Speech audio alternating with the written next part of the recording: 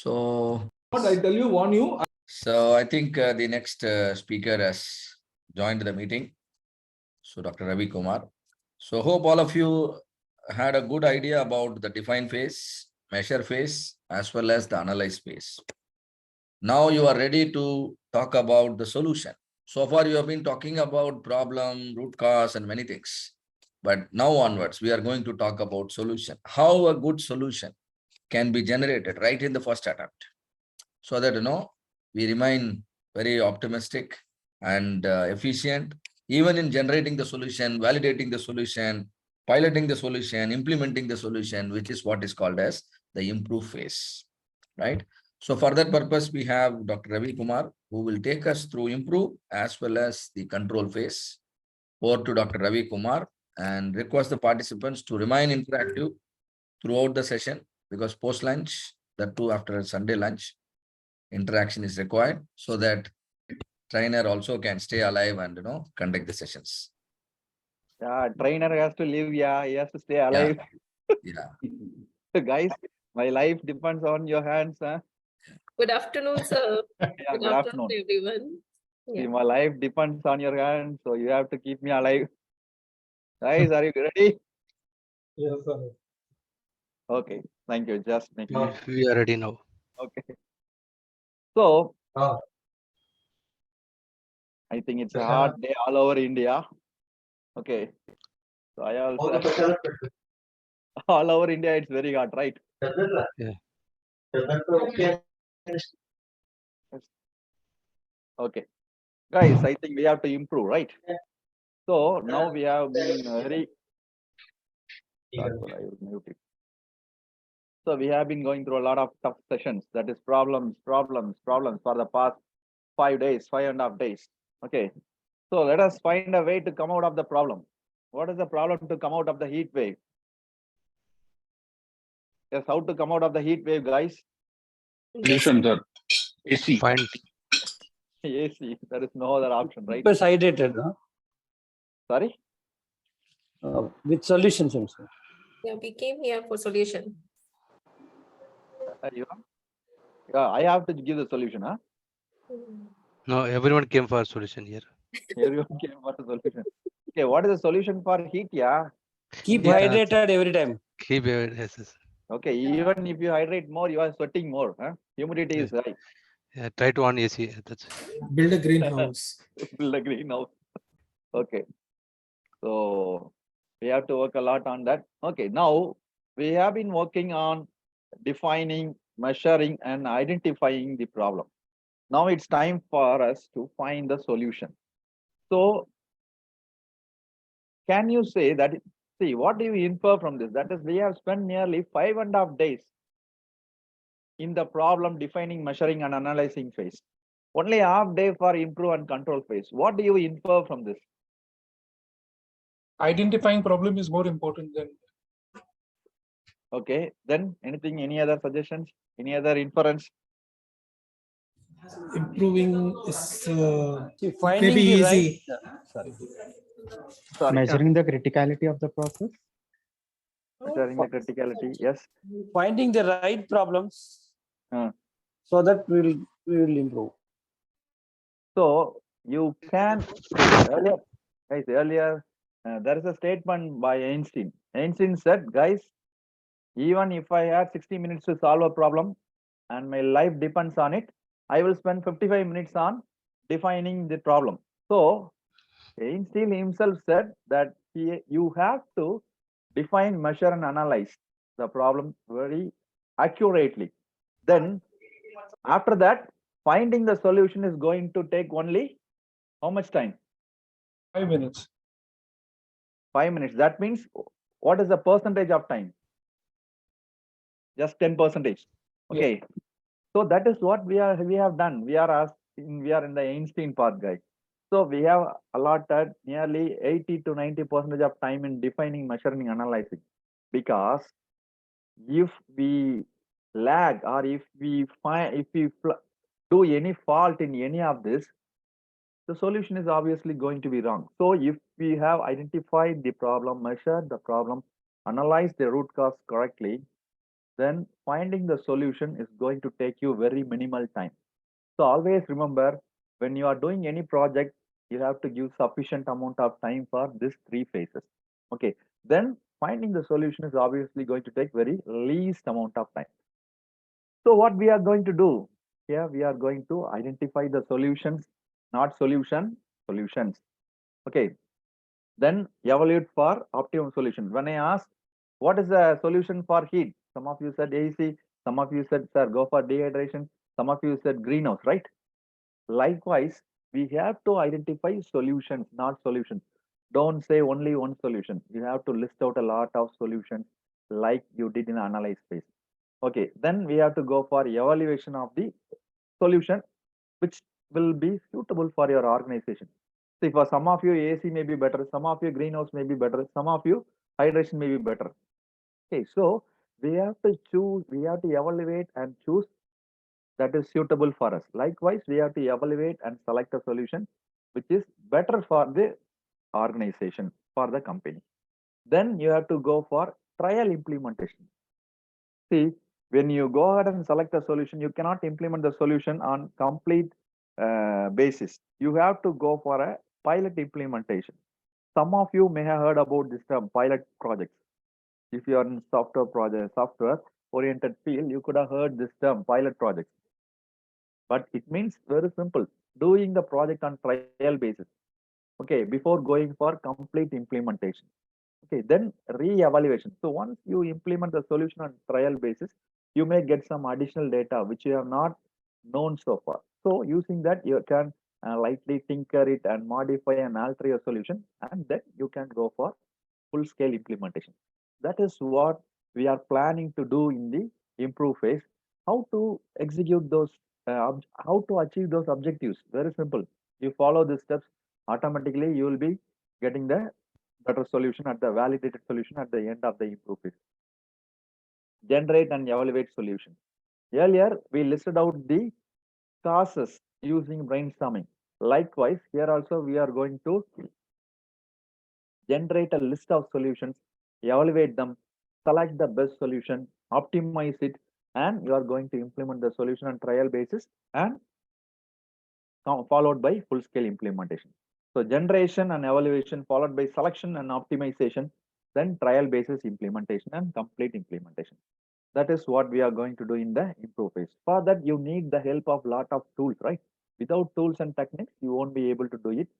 So here we are going to do it using brainstorming, creative thinking, benchmarking. That is, these tools will help you to generate solutions.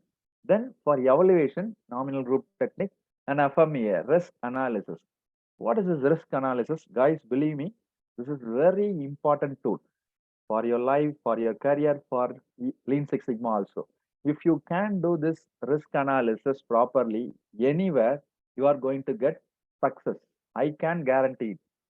Okay, this is one of the wonderful tools which you must know for your life at least.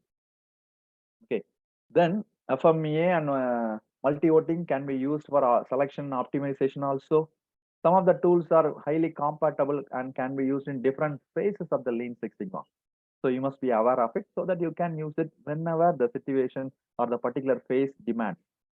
Okay, then further for experimentation and simulation, you can use the design of experimentation and simulation methods so that you'll be able to provide a best optimized solution for your organization. So let us see how to develop solutions using these three things: brainstorming, creative thinking, and benchmarking. Okay, how many of you are in sleep mode? All of you? No one. Nobody. No one. Not me, sir. No one. Oh, okay. Let me see how. Okay, no problem. So I'm not trying to make you sleep, but this phase is very critical. Okay, we are going to see some interesting tools also. So remain in the sound mode. Okay.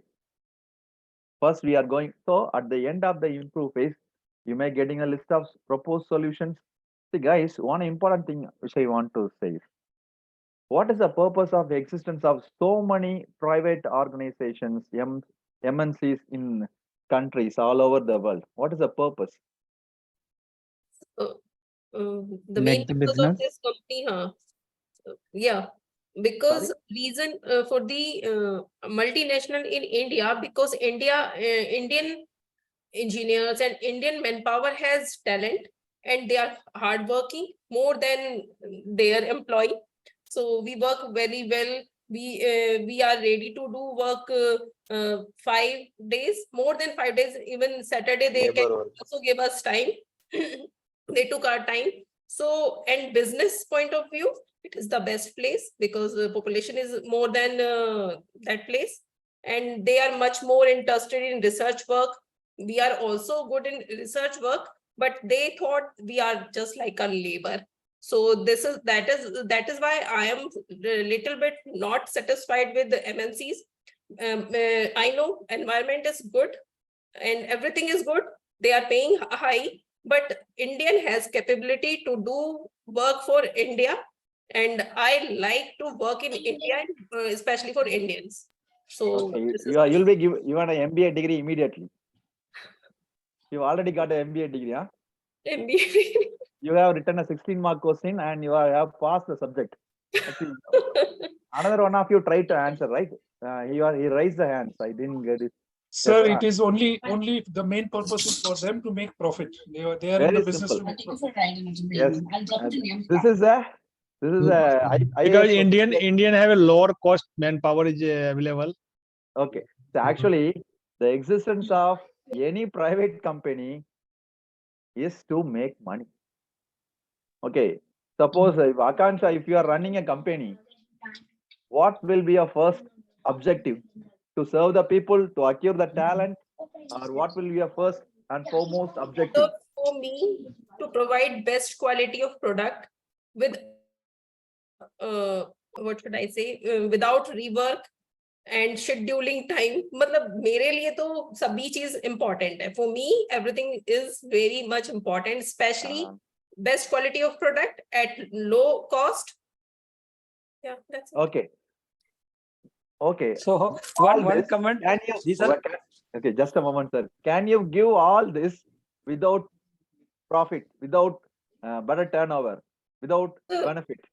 At least within whenever I'll start my business, so till that at least 7 years, I should not think about the profit revenue. Okay, then Because how it you will will be give on salary the- to your, Yeah. then I won't come to job, no? If you are not giving salary, I will not come to job.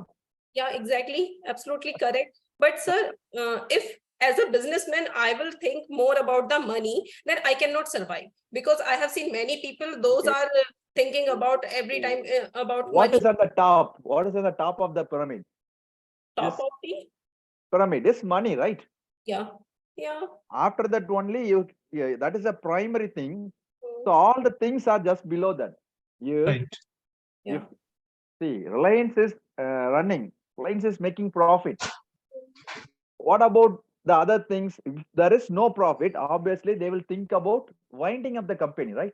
If you want to keep all these qualities, all these objectives, whatever you explain to me, money is the ultimatum.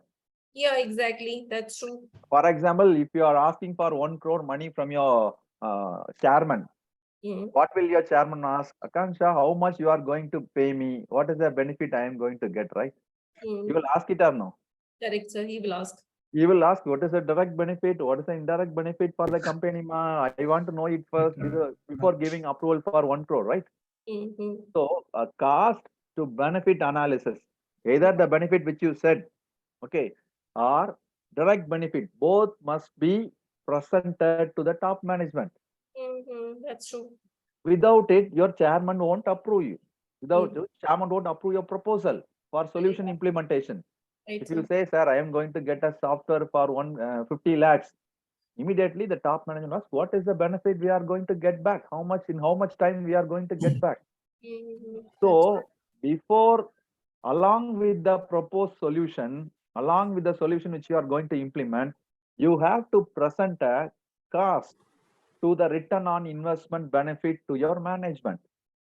Otherwise, it is difficult to cross that hurdle. That is a very important toll gate which you have to cross. So you must know what are the financial benefits you are going to get out of that project, solution. What are the customer side benefits, what are the inventory benefits, what are the savings you are going to get, what is the profit you may get after 1 year, 6 months or 10 years, what is the long term benefit. You have to present it to the top management. That is very important. So far we have not spoken a lot about this. In MBB this is the main chapter. Okay, but here cost to benefit analysis has not been discussed heavily. But obviously, why you are doing this project? To minimize the cost, to save the, to minimize the waste, to save the cost, to increase the profit. So you have to put it in the form of a currency, in the form of some value, and present it to the top management. Correct, sir. See, earlier in the project charter itself, we have said that in the problem statement, we said that this is a pain which we are perceiving.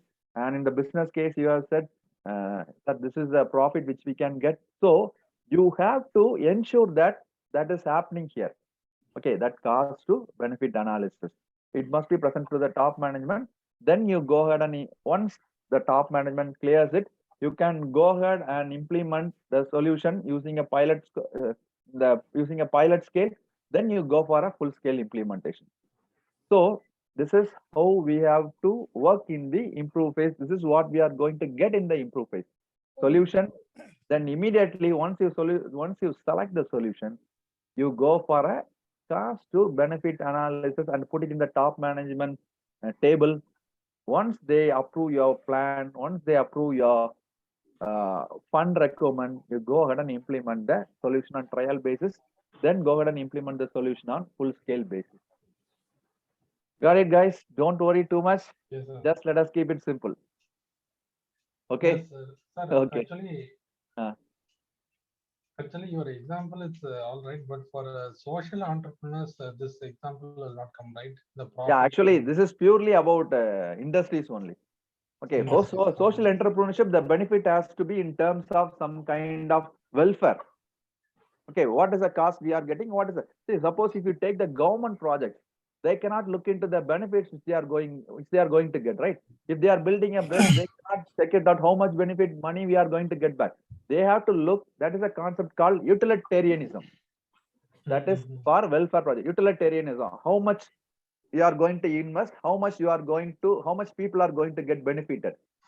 If a dam is constructed, it may provide water resource and agricultural benefit to 10 lakh people. Okay, but how much we are investing, how much people are getting affected, the ratio must be better. Then they will go ahead and implement the project. That is for social entrepreneurship, social welfare activities. Okay, but here purely either, as I said earlier, what is the cost you are investing, what is the benefit you are getting, either in terms of money or either in terms of welfare. That is what we have to look at. Even though if you are working for an NGO, if the welfare is not going to benefit the people there, then definitely they will ask you to revive the particular project, right? So wherever you invest money, definitely you need to explain the benefit, either money or either welfare or some other kind of benefits. Okay. Okay, guys. Now, yes, Santosh, still have a doubt, huh? You are putting a doubtful face. No, nothing. Okay, you only asked that social entrepreneurship, right? No. Oh, somebody else. Okay. Then sorry, I thought it was. Arun. Oh, Arun. Okay. Arun, you got it clear, right? Yes, sir. Okay. Now let us see how we can generate solution. Okay, a lot of techniques are available. Brainstorming. We have discussed a lot of things about the brainstorming. We are going to use creative thinking also, then benchmarking. Okay, guys, already we discussed brainstorming last week, right? We discussed how to generate causes using brainstorming. Yes or no? Yes, sir. Right? We discussed how to find out the causes. And I asked you that how you can find out the causes for the poor growth of medium and small scale industries, and you guys gave me a lot of answer, right? What could be the causes? Likewise, you are going to use the same brainstorming to generate solution. Okay, you are going to use the same brainstorming to generate solution. Now, if I ask, guys, what could be the solution for growth of small and medium scale industries? automatically you will say, sir, we have to improve our infrastructure, we have to provide subsidy, we have to redefine our tax structures for small and medium scale industries. We have to provide training to the employees at free of cost. Skill development can be done. You will be giving me a lot of solutions like this, right? So again, you are going to use the same brainstorming to generate a list of solutions. Okay, as I said earlier, you can have a brainstorming in a structured or unstructured manner. If one or two people are continuously dominating in the brainstorming session and trying to provide all the answers required for the particular solution, it is called unstructured.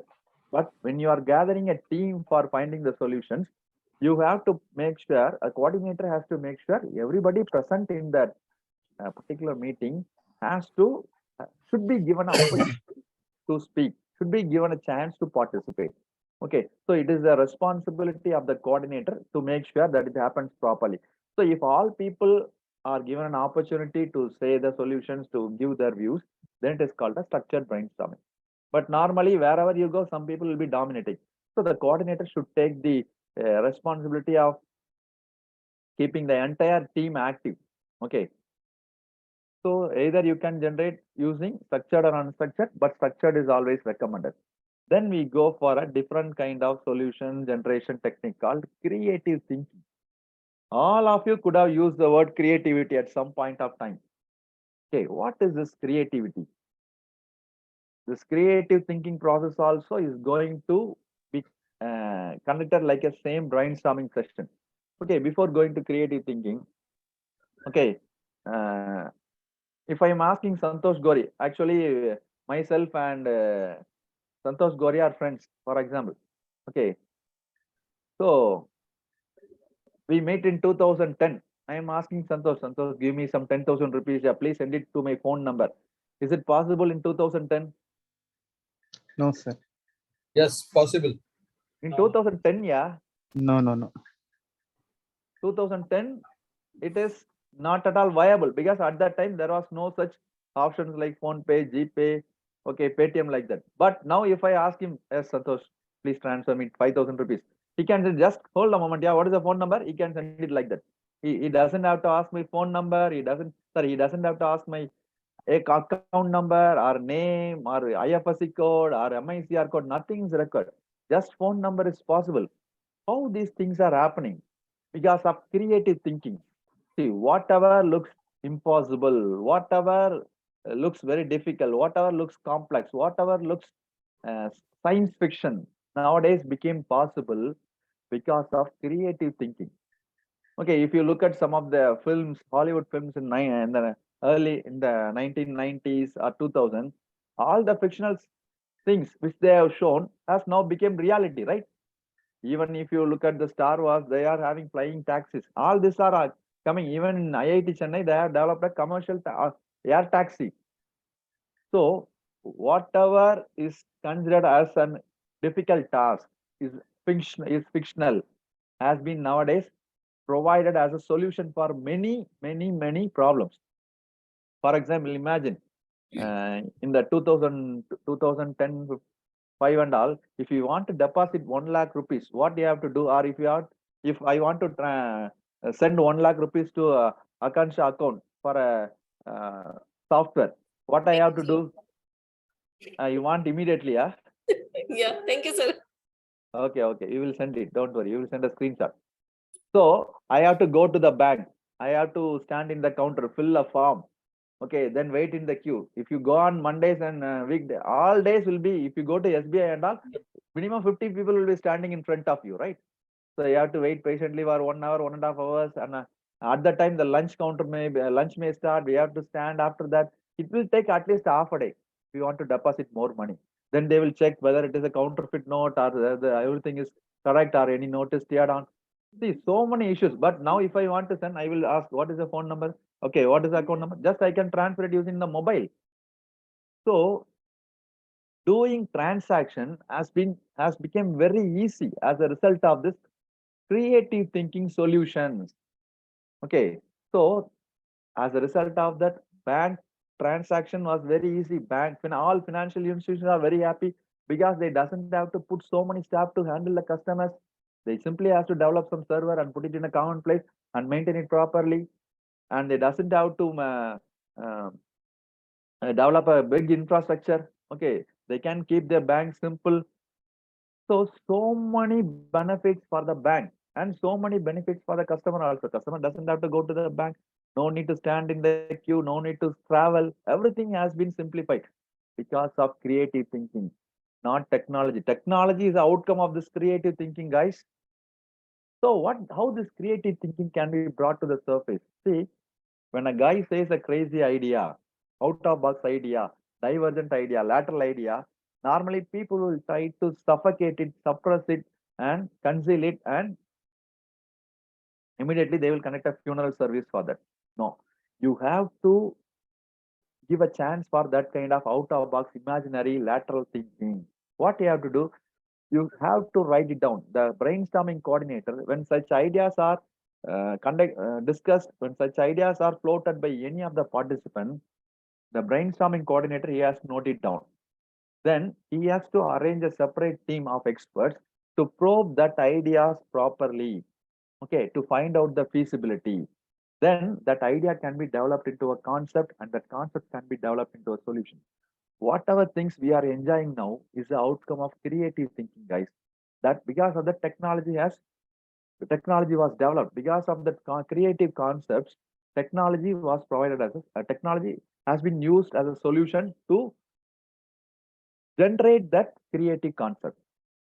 Okay, so creative thinking also can be a wonderful option for different out of box solution provider. But the thing is, we need to identify it properly.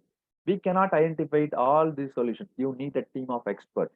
Whenever a crazy idea or out of box idea is on the table, you have to collect it. You have to put a separate team and probe that guy who is giving that kind of ideas. Okay, and find the feasibility. Okay, how much money is required, whether it is possible now or it is possible in the future.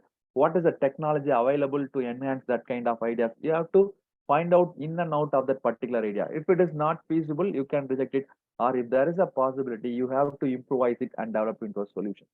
So many such things which we are enjoying now is a result of this creative thinking. Because all these things are considered as impossible or very difficult or science fictional. Okay, going to Mars is purely science fictional. Okay, controlling everything. What we are doing now is considered as science fiction. See, for example, if you look at the mobile phones, which was developed in 1993 by Motorola, it was 1 feet long, okay, weighing around 1.3 kilograms.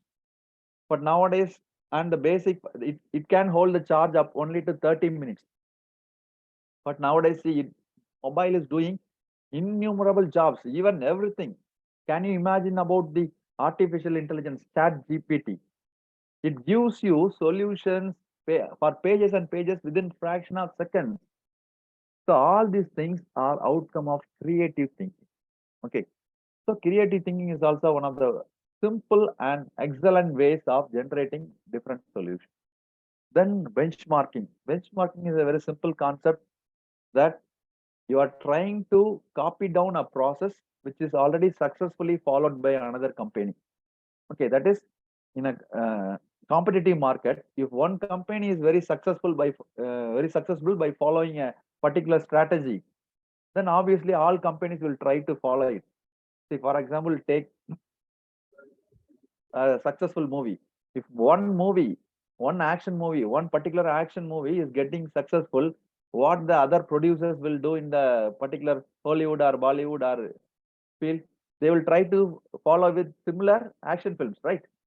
The reason is benchmarking. They are also trying to get successful with similar kind of strategy. That is benchmarking. So in professional terms, benchmarking is a process of comparing one's business process and trying to implement and comparing the business process with other competitors in the market.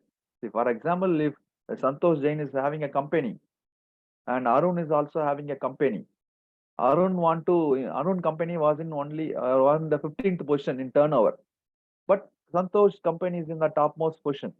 So what Arun is trying to do, he will try to follow what are the strategies the top 10 companies are doing.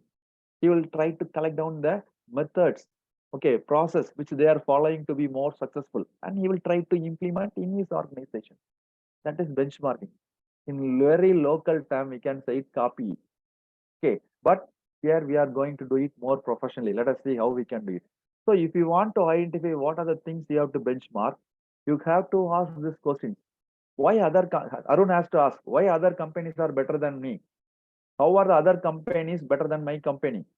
What can my company learn from that companies? How can my company catch up with theirs? Okay, how can my company become the best in the industry, best in the market? If Arun is able to find out the answers for this, then obviously he has find out what he has to benchmark. So benchmarking is trying to find out the business process, okay, which you want to improve from the market, from the competitive market. Okay, what are the various business process available? So many business processes are available throughout the market. See, product development. If one company is launching a new product, if for example, say if Apple is launching 14, then Samsung will launch foldable phone, touch phone. Okay, Samsung Galaxy, different numbers, categories. See, Samsung has developed a foldable model. Nowadays, another company has launched a similar model. What is that? Apple, right? Apple or MI. MI also has launched a similar model to foldable model. Why? Product development benchmarking. If my competitor is launching a product, I also can try to launch a product like that and try to sustain in the topmost position or try to be competitive in the market. Customer service. So earlier there was no such thing as customer service. If you look at the scenarios in 2000, if you have any product like electronics or any home appliances, if there is a problem or repair, then obviously you have to hire a technician. Okay, you have to carry it to the technician's shop or get it repaired. But nowadays, what you are guys doing, right? If there is a problem in the AC, what you will do? You will just take Call a phone. Urban Club. Call Urban Club, or if you take the customer number and you quite costly actually. Okay, let us leave Urban Club. Suppose first you will think about customer service. You will call the customer service and scold him like anything, as if he is responsible for everything. Okay, so what you guys are doing? Your AC is worst, fit for nothing. Send me a technician immediately. Then Okay. Then they will say, sir, please forgive us. Our technician will be in the home within 12 hours. He will speak as if he has repaired the AC. Okay, sir, I'm very really sorry for it, sir. He will say everything. So customer service, how this came into India. So earlier, when the MNCs came in, LG, Samsung, all these guys are out of Indian companies, right? When they came into India, they started implementing this customer, that is after sales service. So it became a super duper hit. So all companies, they begin to follow it because customer liked it. Customer, when they have a problem with their product, they want the companies to come and attend it. They are ready to pay, but they need someone to take care of those things after the purchase also. So customer service developed because of this. So every company, as it was good, they begin to follow. Nowadays, we have customer service for everything, even for courier, even for application, everything has a customer service. All companies, whatever service or whatever product they manufacture, they give a customer service number. Sometimes they give a toll-free service number also, so you can call and speak for hours. Then HR practices. Suppose if one company is able to sustain the employees for a long time, then other companies also try to follow that kind of customer HR policies, right? If one company is providing food, for example, you can see this. If one company is providing noon meals, then other company also will start doing it because they can keep their employees in their company for a longer term, benefited. Okay, then inventory control, research and development. See, immediately when Corona came into the surface, all over the world, companies are trying to develop vaccine, right? So they had a competition. Who is trying to win it? So benchmarking can be done for any process. Okay, then cost management, product quality, product design. See, earlier you can see when Pepsi was conducting a cricket tournament, immediately Coke will conduct another cricket tournament within 2-3 months. So in order to improve their brand image, they keep following their competitors and they do whatever the competitors do. Okay, so this benchmarking can be done for any process. Later onwards, you will accept it because I'm going to give some examples for this also. Okay, how to do this benchmarking? Very simple. First, you need to identify what is the process you have to benchmark. So many processes are there. Okay, so for example, marketing is a process, design is a process, manufacturing is a process, quality control is a process, logistics is a process, HR is a process, purchase is a process. So many processes are present in all organizations. You need to identify which of your process needs improvisation and which should be benchmarked. You have to identify that. To identify that only, I said that you can follow, you can use some 4 or 5 questions which I said. If you use that questions, definitely you'll be able to identify what you have to benchmark. Then you have to identify the competitive companies which you want to compare yourself with. See, for example, if Arun wants to improve his company, he has to identify the top 10 companies. Okay, and he has to list down them. Then he has to identify what is the data he has to collect from that company. The important thing is, if you go ahead and collect any data which is confidential, you are going to face some unnecessary legal issues. So to avoid that, we have to follow certain rules and protocols. I will say about that. So he needs to determine what kind of data he has to collect. So for example, say we have to always choose certain process which are transparent, which are readily available, which doesn't have any legal connections to it.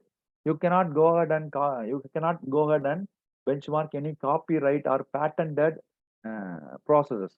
For example, if you try to follow the engine design of a motor vehicle or an automobile, then it is going to land you in some legal issues. So to avoid that, you have to be very careful.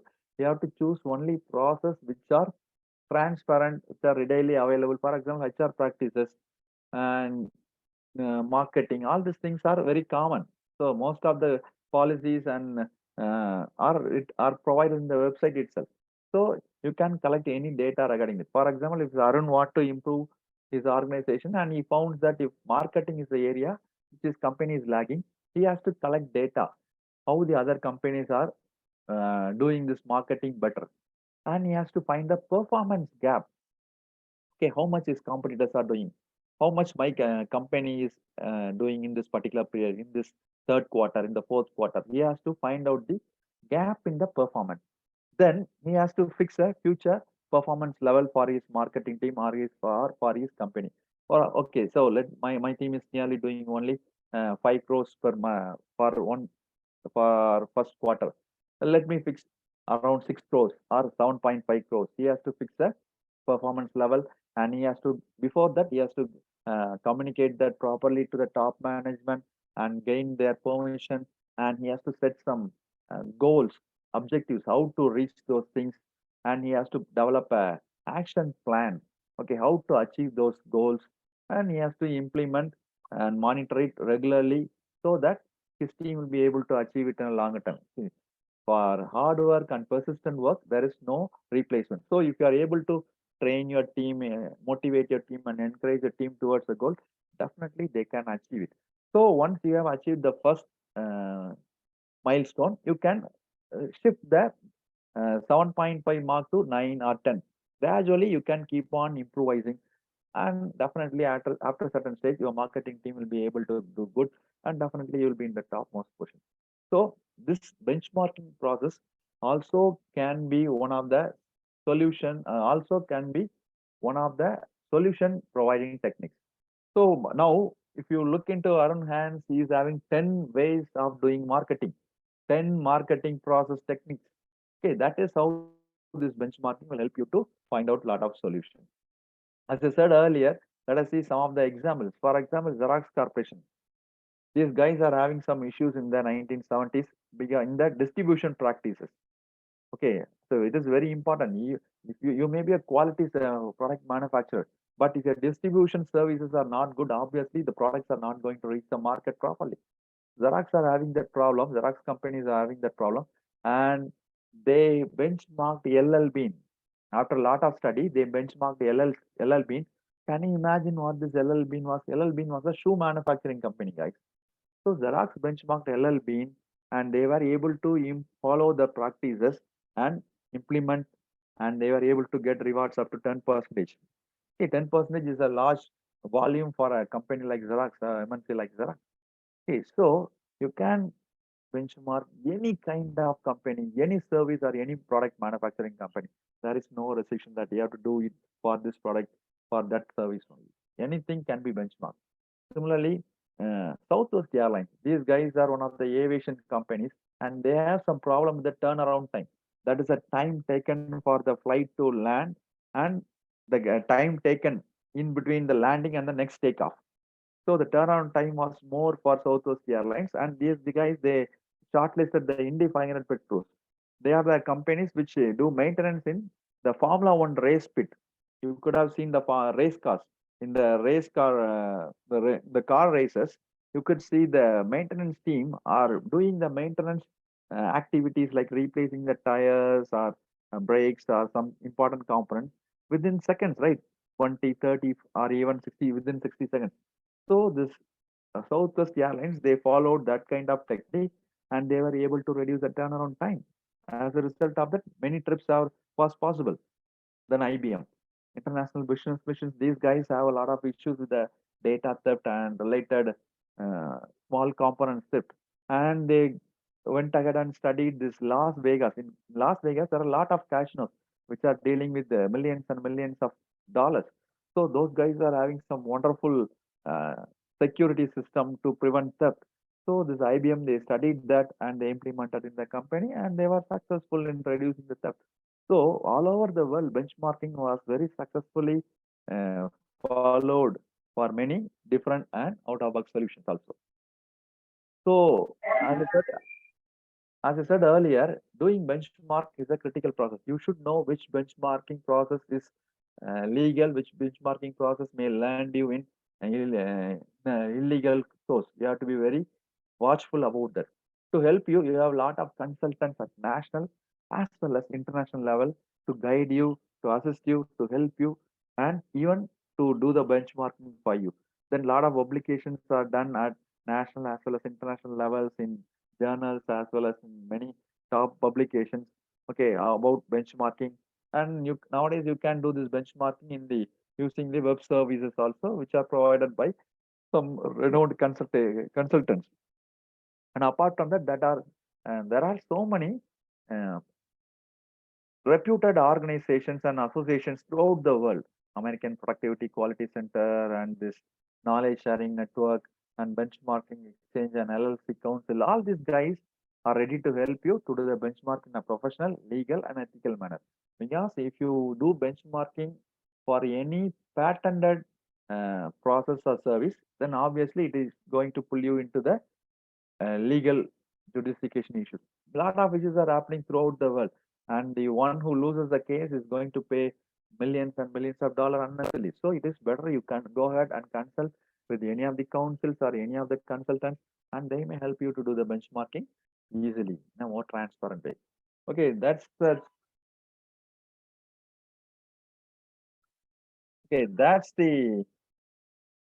sorry guys, that's the tools which will help us to select solutions, list out a lot of solutions. Okay, any questions from this guys? Any questions? Brother, நான் கிளாஸ்ல இருக்கேன், முடிச்சிட்டு கால் பண்றேன். கிளாஸ்ல இருக்கேன், முடிச்சிட்டு கால் பண்றேன். Okay. Any questions guys? No, sir.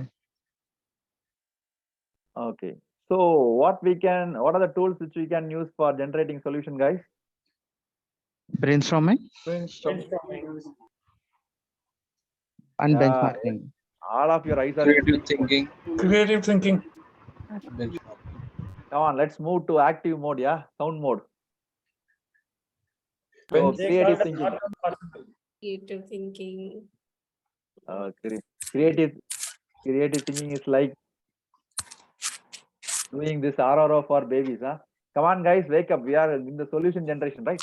So brainstorming, creative thinking, and benchmarking.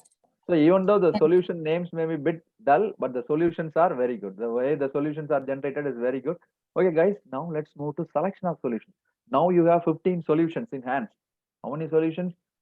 So for your organization, you have done all the three and you have 15 to 20 solution on hand. Now the question is how to select it. You can use any one of the technique, nominal group technique or FMEA. You can use a nominal group technique for selecting, and for evaluation, you can use a FMEA.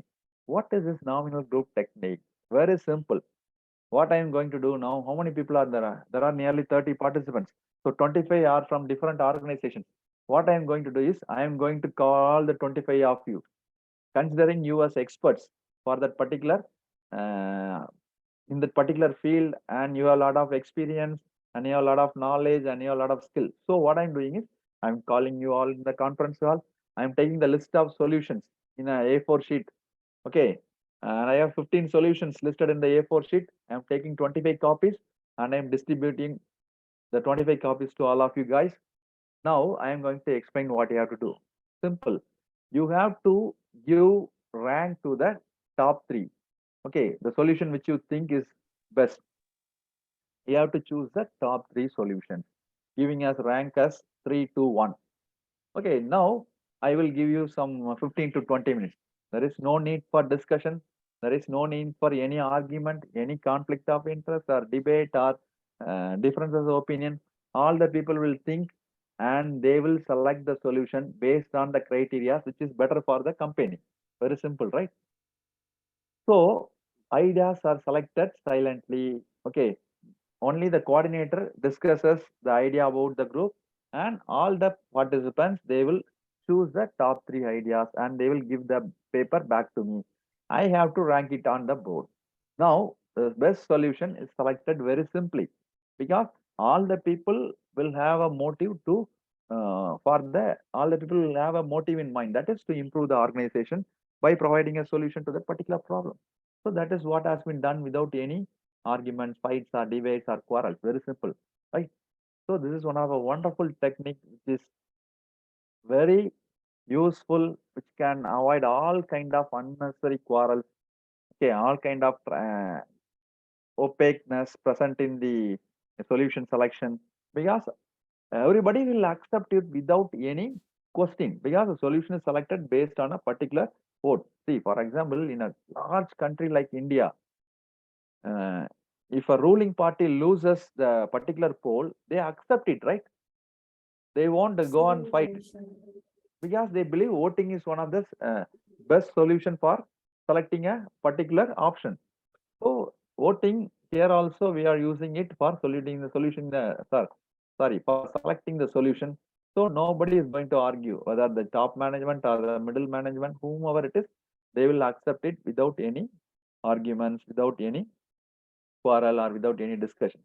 Okay, so you can use it a large group like what I said 25, or you can use a team of small group 10, 15, 5, whatever it is available with you to choose a solution. Okay, this is one of the simplest way to select the solution. And apart from that, we have this other techniques also. Okay, Pug matrix also will help you to select it. Okay, so many such tools are available. Then after selecting the solution, you have to evaluate the solution. How you can evaluate the solution? Using only one and best tools in the Lean Six Sigma methodology, failure mode and effect analysis. What is this failure mode and effect analysis? How this failure mode and effect analysis came into the industries? Who developed it?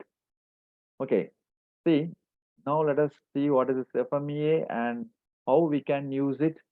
Okay, how we can use it effectively and what should be the conclusion of this FMEA. Let us see that. Okay, this FMEA was developed by NASA. How many of you know what is NASA? All of you could have heard it in news channels, right? What is NASA? Yes, sir, NASA. Space agency. I know. Space Agency of United Organization. North America. Right. Yes. North America Space. National Aeronautics and Because Space space. National Aerospace Agency. Yeah, it is a space agency like ISRO of India. Okay. Like ISRO. Yes, ISRO. Right. So these guys are having a tough time in the 1960s. They want to launch rockets, but most of the rockets are getting failure. So they want to find out what is the failure even before they launch the rocket. Guys, imagine we are going to find out the failure even before doing the job. So that may look like a bit ridiculous. You may think, sir, that is a negativism, sir. That means we used to say that as pessimism. But actually, that is going to help you to find out the failure of any process even before you implement the process. So this NASA, because of that failure mode and effect analysis, they were able to be successful. So they started using it in their Navy weapons development, and it was successful. So they incorporated that FME as a military standard 1629. So now FME is a standard in many countries, many organizations all over the world. So after that, you know that General Motors and other car companies, Ford, they were getting developed in USA at that time in the 90s, 70s, 80s. So it was being sent to car companies, automobile manufacturing companies. It became an excellent tool all over the world. Afterwards, it was being used in all companies throughout the world, irrespective of any kind of product. So it is a wonderful tool which has traveled for nearly 60, 70 years and found to be very useful in identifying the failure modes even before they occur. So what is the core of this tool? See, it has 4 phases, guys. First, we are going to convert a failure into a value. Okay, for example, okay, if you are ordering a product by Amazon, okay, Amazon asks you 2 questions. Guys, how do you rate? Okay, what is the rating you give for this product? What is the rating you give for a service? What you are doing? You are converting a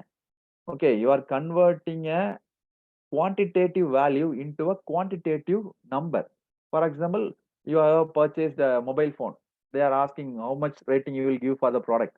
What will you say? What will you give? You may give a 4-star or a 5-star or a 3-star. So you are converting a quantitative data into a qualitative data. Okay. So that is what we are going to do in the FMEA. You are going to identify the failure modes, convert that into a number, then you are going to prioritize which failure you have to give importance and evaluate the risk of that particular failure. Guys, let me put it once again. It is a methodology. Methodology means it will be having a sequence of steps. Okay, that is what we normally used to call it as methodology. So first we are going to identify the failures. Then you are going to convert that failure into a numerical value. For example, let me ask you a question. See, this online training program is a solution generated during the COVID period, right? Do you accept me or not? Yes, sir. Yes. Maximum. Yes. During the COVID period, most of the children are not able to, on the college are not able to function. So they developed this solution of providing online teaching. Okay. What are the failures that can happen in this online failure mode? For example, let us take our training. See, earlier we used to, myself, Dr. Siva, okay, we used to go to the classroom and teach and conduct this training program. But nowadays we are conducting this training program by sitting in the home, and you people are sitting safely in your home, okay, switching off the screen, and you people are enjoying IPL, and you people are eating, sleeping, and chatting. So this gives a lot of freedom, right? Benefits in your side. Huh? Yeah. Yes, sir. There's a lot of benefits. Somebody from Colombia also abroad has also attended this meeting. You people are in various locations in Delhi, Mumbai, Pune, Thane, Kolkata, okay, Yeah, Hyderabad, Trivandrum. You people are all over from India and you are able to attend it easily, right? So, what are the possible failures that can happen in this online training program? Connectivity. Yes, one, connectivity. So first of all, eyes problem. Yeah, that is a major Yeah, solution. no. Actually, I am asking what are the failures that can destroy the solution. This is a solution, right? This online training method is a solution. What Yes, are the failures that can destroy this solution? One is the Incorrect, connectivity. incorrect link. Incorrect link. Suppose if Dr. Siva is giving you a wrong link, then also you will be losing you won't be able to connect then. correct. Internet connectivity. Intermittent connectivity. If the connectivity is getting, if it is disconnecting regularly, then and there, that is also a problem. Then Power shutdown. yes, if there is no power. See, Actually, before switching and coming to the class, my laptop charger was not working. There was no charge at all in my laptop. So I was terribly worried. All of a sudden, God gave a break and the laptop charger got connected. So if there is no power, no, everything And will come without to. money, you cannot do this class. Sorry, for example, sorry. So without money, if you are, yeah, money matter. Yeah, if a participant if he is not if he or she is not paying it, then also You that can't may do not. the class. So weekend, no time during weekend. So that is a positive point, right? Physically note check the No. anyone. Unable to attend the class due to preoccupations. Yes, if a participant who has paid and if he is absent, then that is also a failure. I accept it. Yes, then So people not coming on the for video so that we may not know. yeah, obviously he has killed the point. Yeah, if people are not coming, then that is also a failure. Definitely, your life depends on me. Yeah, that Exactly, sir. There is no use for doing classes actually. If you are okay. Yeah, if they are not coming, if I am not taking the class properly, then that also is going to be a failure. And Correct. suppose if you are putting in silent mode and sleeping, I am not able to, I won't be able to find it, but that is also a failure. If you are not listening, that is also a failure. Okay, if your phone or if your laptop, if it doesn't have the software to support it, for example, take it if there is no Zoom in your laptop or in your mobile, you won't be able to connect, right? That is also a failure. Then if there is a, suppose if you are not able to hear my voice, that is also going to create a failure. If you are not able to see the picture, that is also going to create a failure. If there is a spelling mistake in the word which is present in the slide, okay, instead of navy, I have typed NAUY. That is also a failure. correct. So now the question is, now we have identified all the some of the failures. Now we are going to quantify it. What score will you give for a connectivity failure and a spelling mistake failure? For example, 1 is the least and 10 is the maximum. What score, what rank will you give for connectivity failure and spelling mistake failure? For connectivity, it is 10, Hmm. and Spelling for mistake the is 1. spelling it 1. Spelling Spelling mistake 45. 45. No, 50%.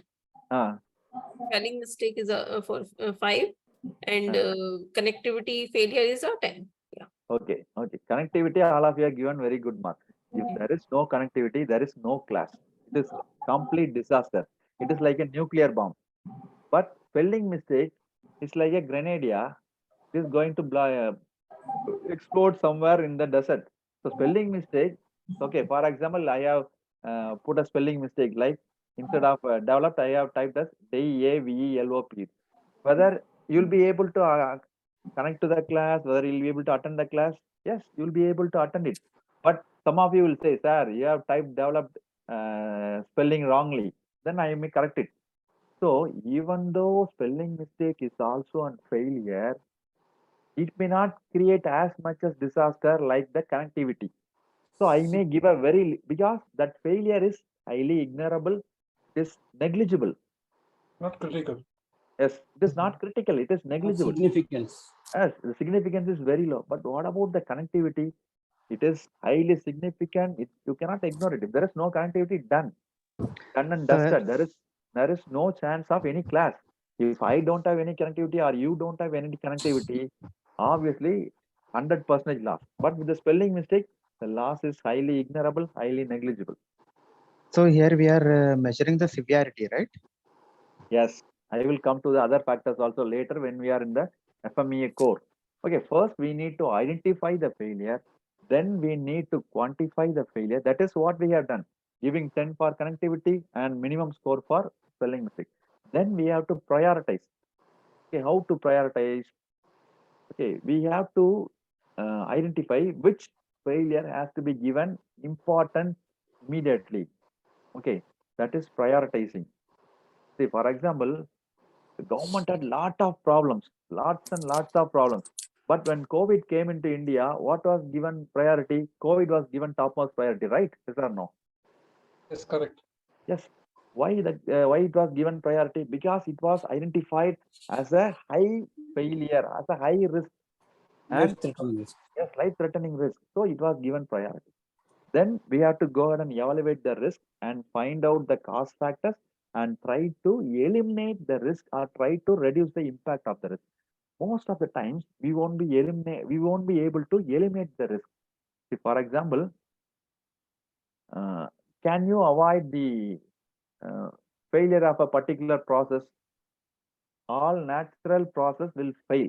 You cannot avoid it. For example, if you are if there is a heavy storm which is going to cross a city, whether you can eliminate that particular storm possible? No. No, you cannot do it. It is a natural event. You cannot eliminate it, but you can reduce the loss impact. How you can do it? You can shift the people. You can evacuate the people from that location. Okay, you can switch off all the power so that people won't be losing lives because of electricity. See, you can do some kind of activities to reduce the impact of that particular failure. That is why we need to do this evaluation to reduce the impact of the risk or to eliminate the risk if possible. So apart from that, this FMEA will help you to highlight the weakness. Guys, believe me, if you do an FMEA for your personal life or for your career, you will know what is your weakness. Because the entire competitive world is trying to find out the weakness of every person and hit it on the weakness. So, for example, take cricket. If one batsman is having struggle, one batsman is finding difficult to play a bouncer, what the bowlers in the other team will do? They will continue the same strategy. Bouncer only they put. They will put 6-ball bouncer. So if the batsman himself is able to identify that weakness even before they did, he can try to play that, he can practice to play that bouncer ball, and obviously the weakness will be reduced or eliminated. So it will help you to find out the weakness present in your career, in your life, in your industry, in your process, the current design, in the current equipment, everything. Okay, then you can decide which failures should be dealt first, which failure should be attended first, and you can recommend a corrective action.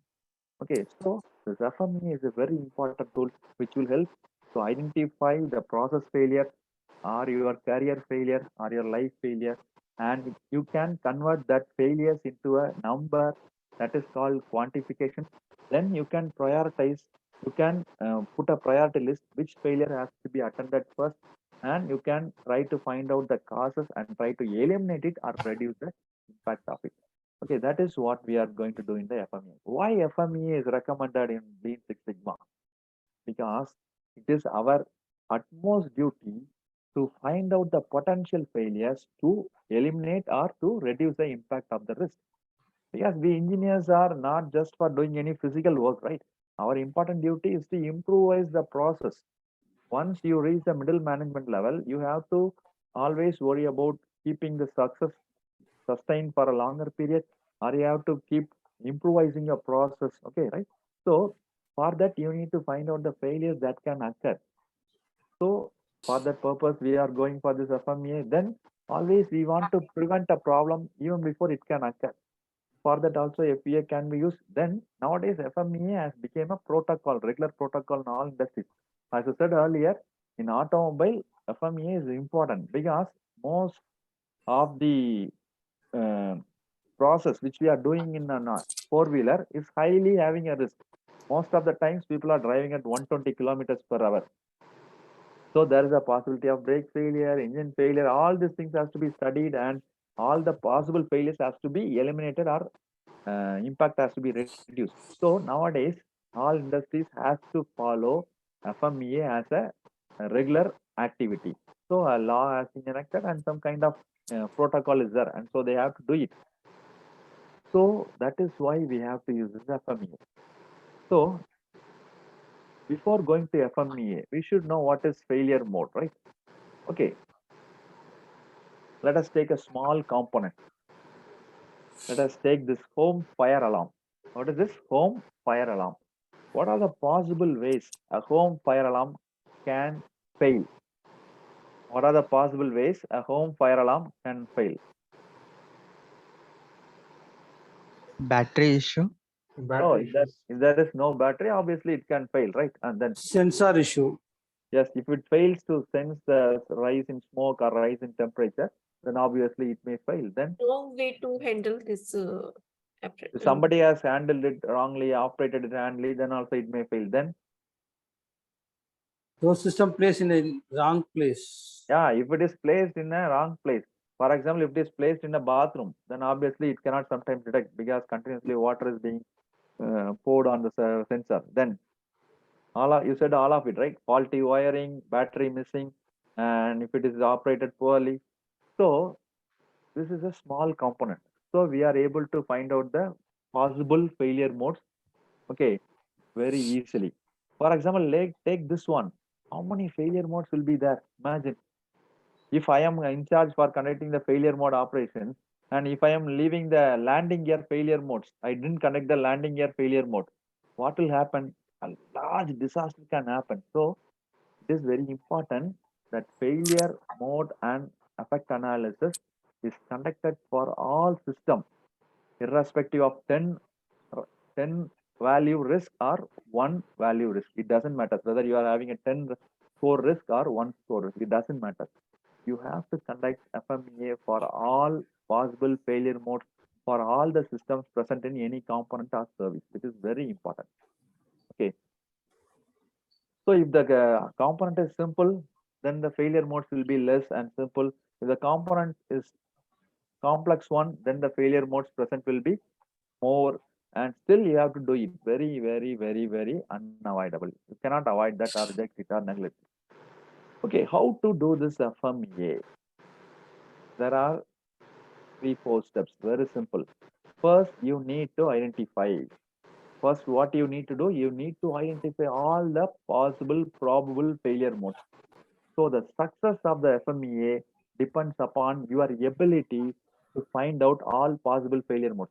Earlier we did an FMEA. I asked you guys how this training program can fail, how this online training program can fail. And you said, sir, connectivity problem, software problem, people sleeping, people not listening, people switching off the mobile cam. You said so many modes, right? So the success depends upon the ability to identify all possible failure modes. Then I am going to give ranks for 3 factors. Right? 3 factors. One is severity. Okay, let us take a small example. I said about the storm, right? What severity rank will you give for a storm from 1 to 10?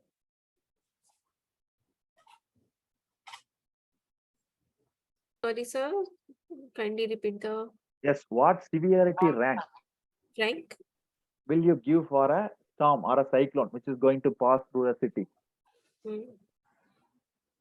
1 is 10. least and 10 is very, Highest. very highest. Yeah, very highest. 7. Hey, you can be very generous, yeah. 10. It is not about money, right? You are just going to give some rank. Be generous. 9. 9. Comes Okay, to you the may. highest 10 score. Srinivas is generous, very generous. Yeah, take it, yeah. I am not going to lose any money because of giving 10. Give it 10. 10, 9, 8. Obviously, you people all are correct. The storm depends upon its speed and everything. It will be very severe. So let us give 8, 9 or 10. Okay, what about the occurrence? That is the second factor which we have to rank. Occurrence means the frequency of happening of that particular event. Whether the storm is happening regularly or whether it is happening rarely or whether it is happening moderately. If it is occurring again and again and again repeatedly for every 1 week or twice a week, then you have to give a higher rank. Okay, like 8, 9 or 10. If it is happening moderately, once in a month, give it 4 or 5. If it is happening very rarely, then you can give 2, 1 or 3. So what rank will you give for the occurrence factor for a storm or a cyclone? 9, Low. sir. 1. 3 or 4. 3 or 4, yes, sir. 9 means it is occurring twice a week. Yeah. Nobody cannot leave. 1 or 2 is enough to get. In certain places 1 or 2. In certain places moderate 3, 4 or 5. In certain places you can see it is subjected to heavy cyclones. Suppose if you take certain islands, It is subject to cyclones every week. Possibility. So depending upon the location, you can give this occurrence factor a rank. For example, take Delhi. How many times a storm is hitting Delhi? Rarely. Very. So what rank will you give for that? So rarely it came. Yeah. Then Two what or- rank? One One or or two. two. One or two we can give. Because the frequency of occurrence of that particular event is very rare. So give one or two. Okay, what about, let us take this Vizag or Odisha. Okay, there it is happening moderately, not all the times in the year. If you take it during the monsoon, some 5 or 6 storms will be crossing that particular Vizag or Odisha, Haldia ports, Haldia and Paradip ports. So you can give a moderate rank of 5, 6 like that. So depending upon the chance, depending upon the frequency of number of times that particular event is occurring, you have to give rank from 1 to 10. 1 is very rarely occurring, 9, 10 is very frequently occurring. Okay. Then deduction. Now we came to an important part. What about the possibility of detecting a storm in advance? Are we able to predict a storm? Are we able to detect a storm in advance? Yes, Yes. yes, we can. Yes. So that is why the government is giving a warning. People in this area, please evacuate. Government is trying to take so many necessary actions, and they are trying to prevent human loss or loss to the property as far as possible. Since they are able to detect the particular failure, since they are having a system to detect the particular failure, they are able to minimize the losses. Yes or no? Correct. Yes, sir. Yes. So now we are going to give a rank for this deduction factor. What factor? Deduction factor. Deduction. If you are able to detect accurately, more precisely in advance, give a rank of 1, 2. If you are not at all able to detect, give a rank of 9, 10. What about an earthquake? Yeah, how much rank? Yes, will- sir. How much rank? 9, 8 or 9, sir. Even before I finish the question, you are like a first Sir, bench. because it was in my answer. mind. So it was in my mind. I was going to ask you immediately. Oh, okay, okay. It was. I was thinking about it. Yeah, thinking of wavelength. Yeah, what a great wavelength. Mhm.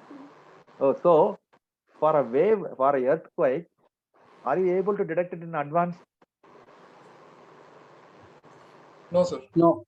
No, Very little time.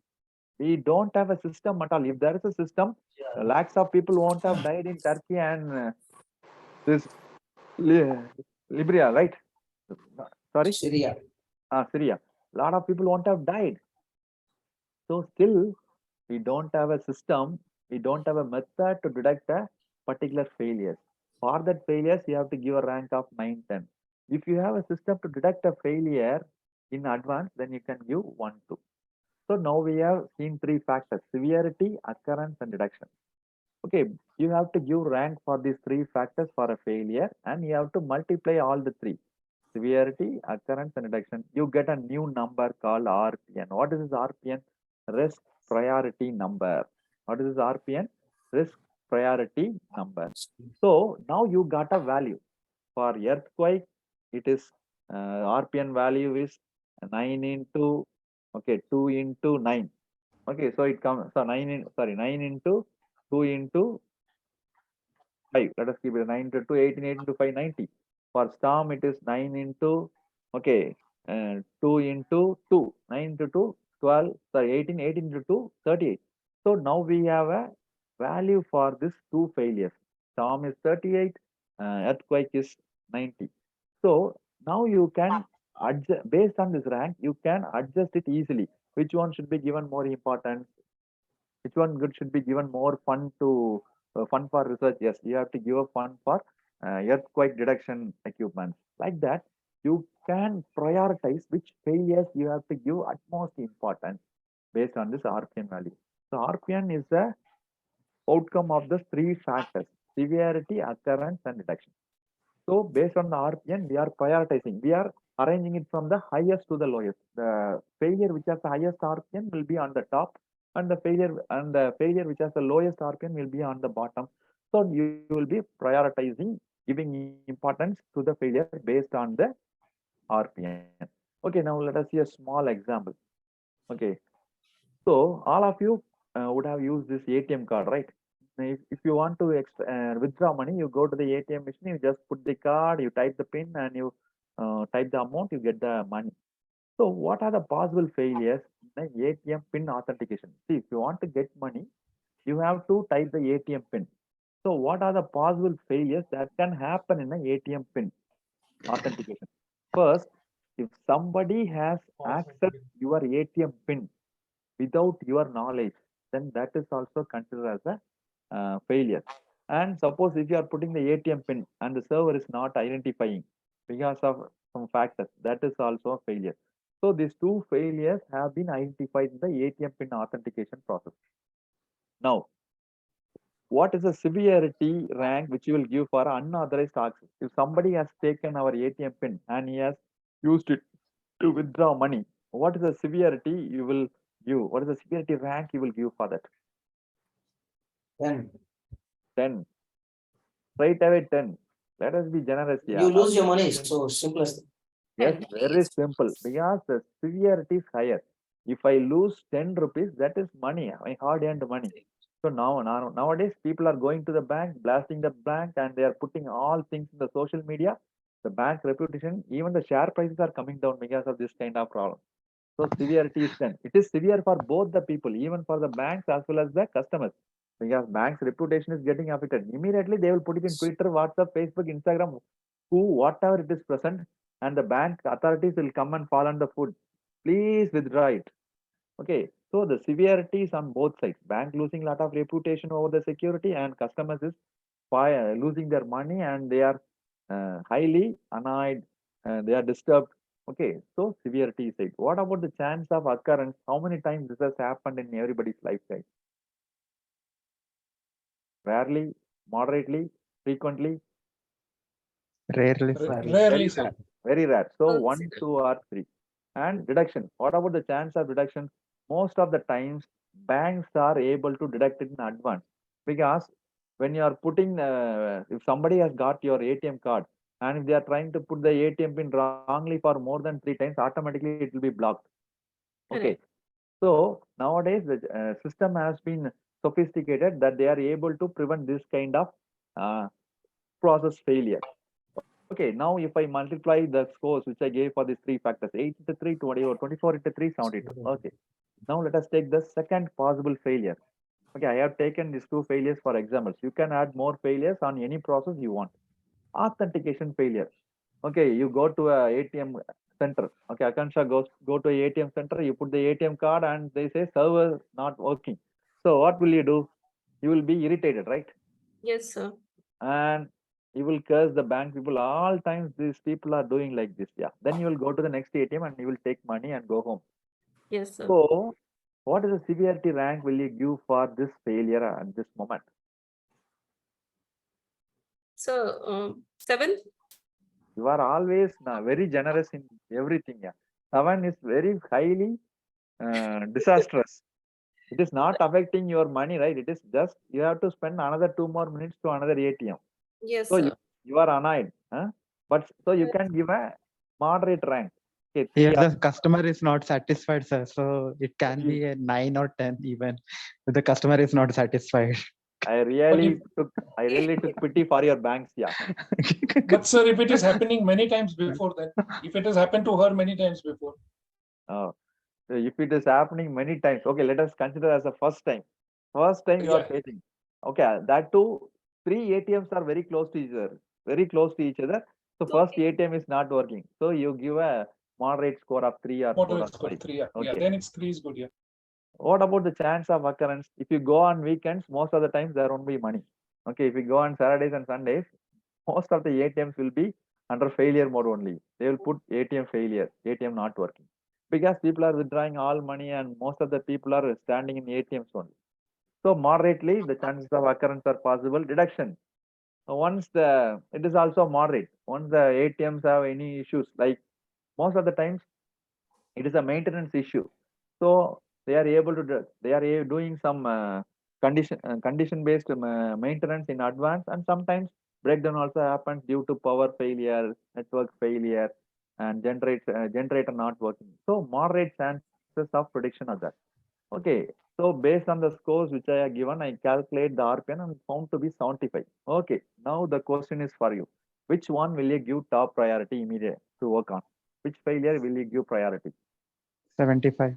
Authentication. As per the book, 75. Okay. Okay, then only two answers. Yeah, most of you chose 75. As per the book rule, 75. Yes. But I think, sir, point where you have given 8 points, I think that is more severe. Yes, you got it. You got it right. See, guys, the scores are close, right? They are having a difference of only 10%. The difference seems to be So less look than. at the severity. Yes, then we have to look at the severity rank, because this is having a higher score, so logically it looks right. But the score seems to be very close to each other. So we have to go for a severity tiebreaker. Here, severity 1. Severity is a very great decider of this failure prioritization. Okay, so if the severity score is higher for a particular failure, and if the scores are close to each other, then you have to give importance to this particular failure, because the reputation loss and the loss to the customer is on the higher side. But here it is not so. Both the bank and the customers are not losing anything severely, not losing anything on the higher side. So you can just put it second, and you have to give importance based on the severity rank. Guys, got it? Yes, So sir. sometimes you have to decide like this. Okay. So all the times we cannot go by the book rule. Sometimes you have to look into the other factors like severity. Okay. So based on that, you can decide which one you have to give importance. So once you have found out the failure, once you have decided the weakness which you have to work on, you have to go for corrective action so that the RPN value can be reduced. Guys, the important question. With that, we will go for a break. How you can reduce the RPN value of a particular failure? Any suggestions? There are three Sir. factors which decides the RPN: severity, occurrence, and reduction. How you can? Sorry. Yes, sir. With all these three parameters, we can find out RPN. How you can reduce the RPN value? That's my question. Reduce. First, the severity, sir. See, It is basically to Correct. mitigate the risks. We work Through the on corrective action and preventive action. detections. you have to put it more in other terms. See, RPN depends upon three factors. What are they? Severity, Severity, occurrence, and detection. and reduction. Sometimes you cannot reduce severity at all. Correct. Okay. For example, a fire accident. What is the severity of a fire accident? You will give rank. What severity rank will you give for a fire accident? Correction. Highest. Highest one. Highest Highest. only. Okay. How you can reduce the occurrence? Fire Prevention. safety measures. Safety measures, yeah. Yeah, you put a detector. Yeah, you put a detector which can find out any rise in temperature, any smoke. So if you increase the chances of detection, if you are able to detect in advance, if you are able to detect it correctly, accurately, then you can reduce what? Severity. Occurrences. Severity. Yes, occurrences are severity Yes. cannot be reduced. The fire accident is always a fire accident. See, fire accident is always a fire accident. Car accident is always a car accident. You cannot reduce the severity in a car accident, right? But how you are trying to reduce the impact? By putting ABS, by putting lot of sensors, by putting lot of airbags. Similarly, in the Advanced case warning of, system, yeah. advanced warning system. So you are putting a detection system which is advanced so that you are able to reduce the occurrences. So sometimes you cannot reduce the severity value at all. Not at all possible. Right. Severity value will remain 9, but you can reduce the other two factors. If you develop a very good detection. Can I come here? Sir, we will close it. After that, you can. Last minute, sir. If you put a very good detection system, you can reduce the number of times the particular failure occurs. Now, obviously, RPN will come down. RK, sir, you can come, sir. Yeah. How will you reduce the severity? My question to the participants. Oh my God. God Putting only the- can reduce. God only can reduce. No. So Ravi putting the Kumar answered control, himself. putting the Ravi Kumar control and answered. detection mechanism. Adding an airbag will reduce the severity. Making a thick material will reduce the severity. Yes or no? Yeah, right? Putting Yes, an sir. automatic brake will reduce the severity. There are ways of reducing all the three, that is severity, occurrence, as well as detection. Right? Yes. Only thing is, once you implement these activities, then RPN will always reduce. Okay. Okay, sir, right, thank And you. another severity, to reduce the severity in real estate work, they have a helmet. Correct. That's it. Mhm. So, Yes, sir. Now we are closing. yes, well, actually, we are closing this session and will start after the break. So, whatever I said and RK sir said, you can vary these three factors and reduce the RPN. And these three factors, and if you bring the RPN, automatically the particular failure will go out of priority, right? So that is how you can reduce the failure, and how you can bring down the failure rate, and how you can improve the success rate of the solution. See, this FMEA is done for solutions. Once you find the weakness of the solution, and if you are able to do any corrective actions to increase the success rate of the solution, obviously the solution is going to be a more effective one. That is what we are trying to do here. Okay. I want to buy a car. The car 1 has got RPN of 100. Car 2 has got an RPN of 75. Which car I should buy? 75, Car 1 or- 75, 75. Yeah, car 2. Yes, thank you. 75 with low severity score. Yes? Or Huh? No, 75, yes. Yeah, car 2, which is 75 RPN. 75, but they are giving a condition, sir. It must What? have a less severity score. So B. No, 100 and 75, they are too large, no? That is what you have to consider here. In that case, the scores are very close to each other, 72 and If 75. it is 95 and 100, okay, probably may consider, but 75, where is 75, where is 100?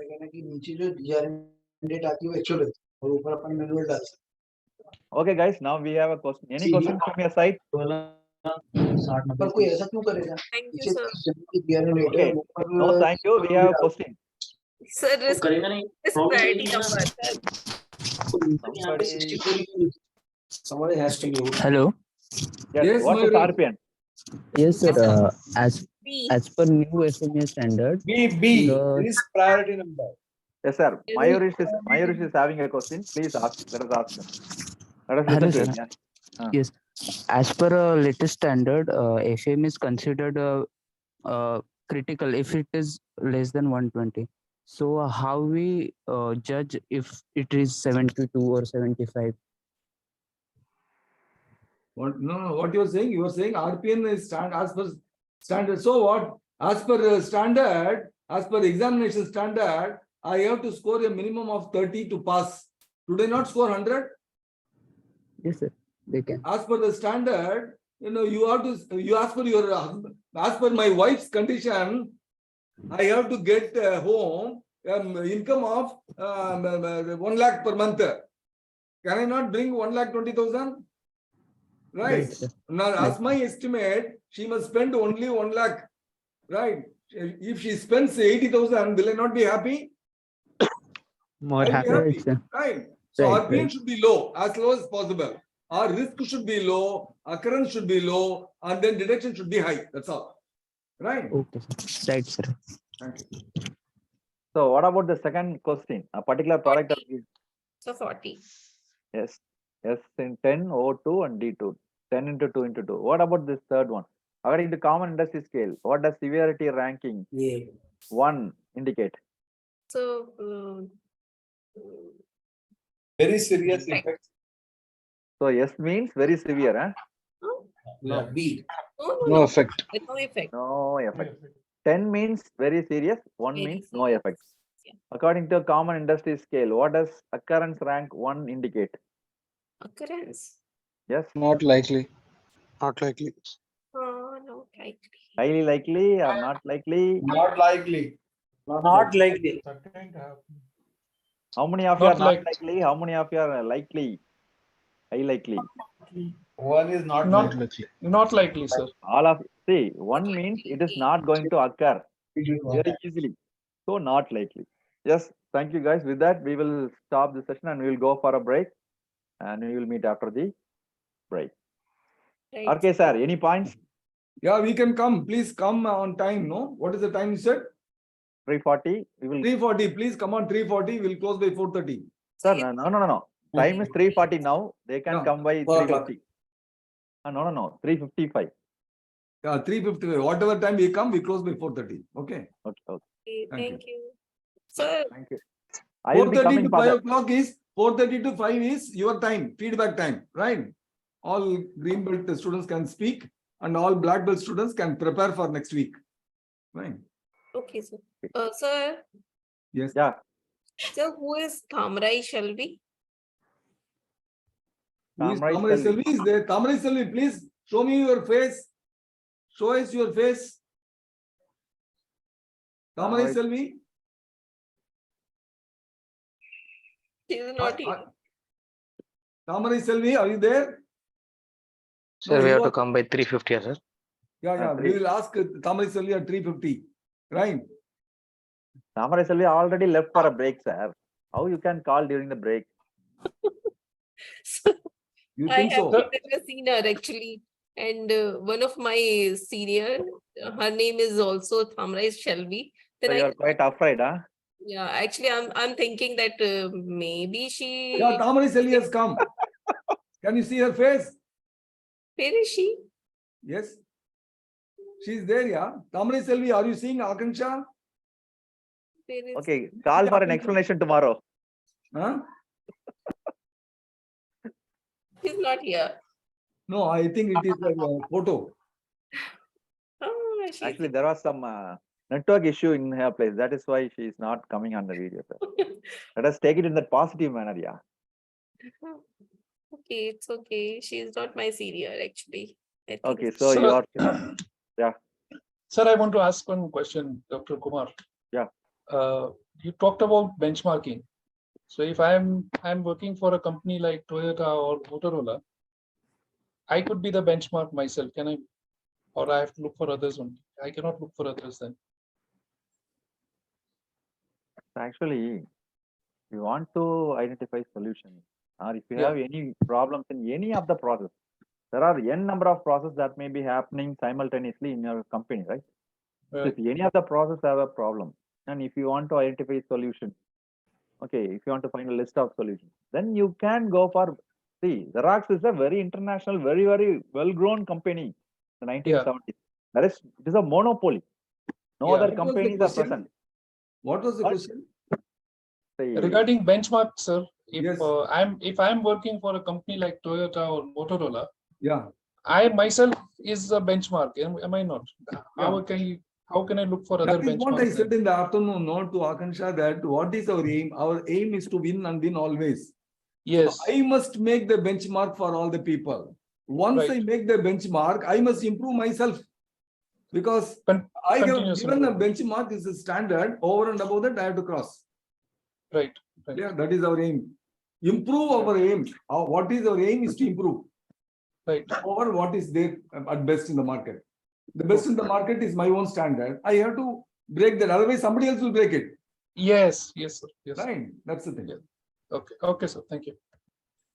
okay, guys, let's have When a you talk about benchmarking, I will tell you my experience. This is a different benchmarking, and this is called.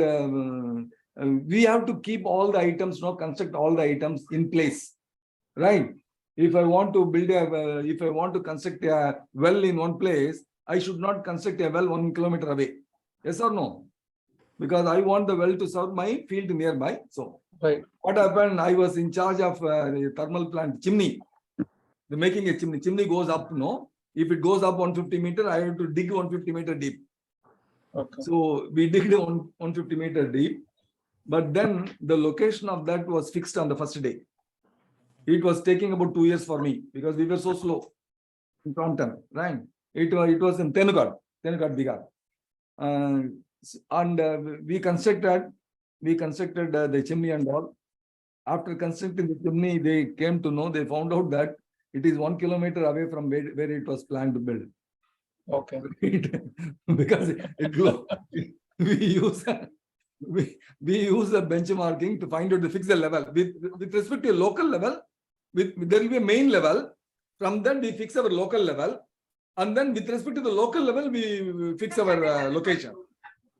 So our local level keeps on changing because it is only we do not keep it. No, we say that every time it goes off, and then we will say that this is the level. We put a big painting and all. We did it. With respect to that, we kept the distance. And then the chimney, you know, the diameter is very big, right? Yes, sir. So it's maintaining the level also is not. Then I left the organization, and then after about 1 year, my boss was asking me, previous boss who was there, RK, you know what you did? you built the chimney 1 kilometer away. we are in trouble now. The same thing happened even with another this thing. This is not, this is also chimney. This is a chimney. We use one called, there is a, what do you call, there is a template available for constructing that this thing. Template means we put it there and then we are over that will maintain that. What happened? We constructed the first floor and then the second floor.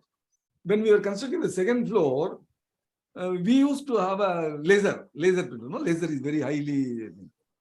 So Accurate. we said accurate. That is what we say, no? So we said laser, we have been using it, put it at the bottom, and then centering is okay, very good. But then one gentleman, the man who was working as a masonry, brought that what is that called? I don't know. They with the rope thread and line. plumb line, thread. Plumb line, no, they put the thread there. He showed me, please, we are 2 inches away. Our center is not going straight, it is going this way. Then he said, no, we are using laser. No, you are using laser, okay. But how you should keep the laser, you should know, no. Yes, Even should keeping be the laser flat. this way, you go this way. Yes. Keeping the laser at a level place also is very important. That is why Yes. operational definition is very important. Thank you very much. Anyway, Thank you, sir. Thank now you. it is funny. At that time, we were worrying. Yes, of course. Yes. That's the thing. Okay, sir. I'm Thank losing you. that certificates also like that. No, at that time it was very thing. Now I'm funny. It is. Oh God, I'm laughing Yes. at my own foolish things. Losing the certificates. Okay, ma, go back. Go to tea and coffee. Okay, sir. Okay, sir. Thank you. Thank you, sir. Okay.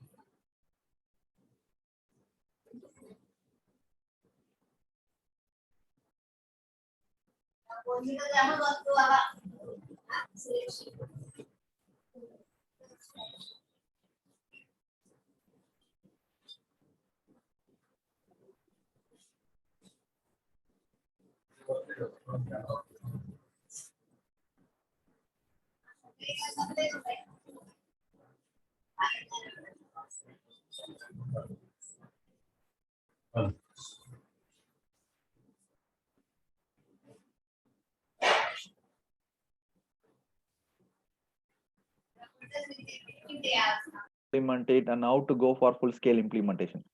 See, for example, when you are going for a trial implementation, what are the ideas behind the trial implementation? Why we have to go for it? See, during the COVID period, most of the pharmaceutical companies are trying to develop the vaccine. Okay, once they developed vaccine, what they did? Once they developed a vaccine, what they did after that?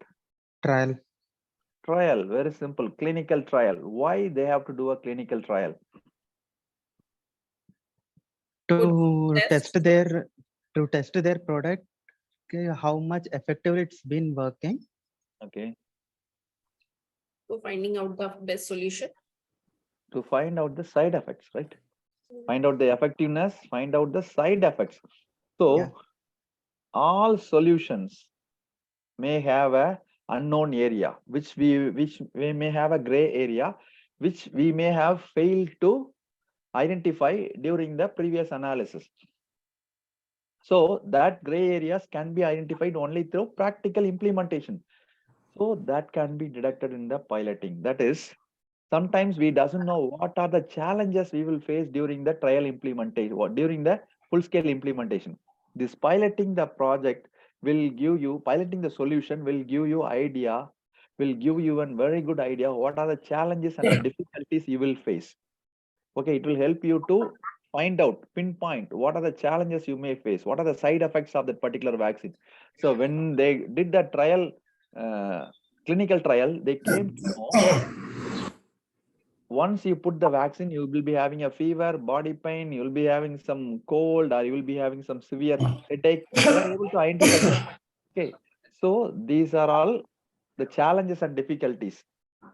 And apart from that, you will be able to find out the true nature of the solution once you went for trial implementation. Without the trial implementation, without practical implementation of the solution, you won't be able to understand the real performing nature of any solution. Whatever we do calculations and we put all those quantitative numbers, until and unless you implement it, you won't be able to find out the real effect, real nature of that particular solution. So apart from that, most of the companies, they want to they want the financial institutions or banks to fund their projects. No project is being done on their own money. All companies will go for bank loan or any other financial sources or through private funding. So they doesn't want to invest huge investment on any new projects. So to ensure that they are safe, they go for a pilot project. If the results of the pilot project are successful, if they are acceptable, then they go for the full scale implementation. So in order to find out the challenges, in order to find out the real performance nature of that particular solution, and in order to go for a, and even before going for a large huge investment, banks, any companies will go for this pilot implementation of the solution. Okay, now I have implemented the solution on pilot basis. Sorry.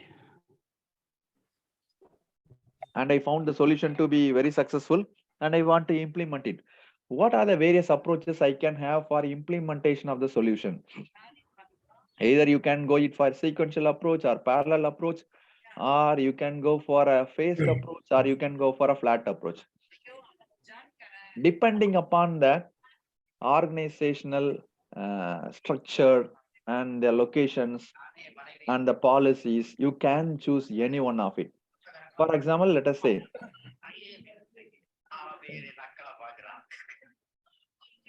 Ramakrishnan sir, RK sir, எங்கிருந்தோ sound வருது. RK sir. Yes, sir. உங்க டிவில இருந்து ஏதோ volume வருதுன்னு நினைக்கிறேன். Oh God, sorry. Okay, so now it's fine. Okay, so you can follow any one of this approach. For example, your company is having 10 divisions: production, production, quality, housekeeping, HR, purchase, inventory, transportation, canteen. All these things are present.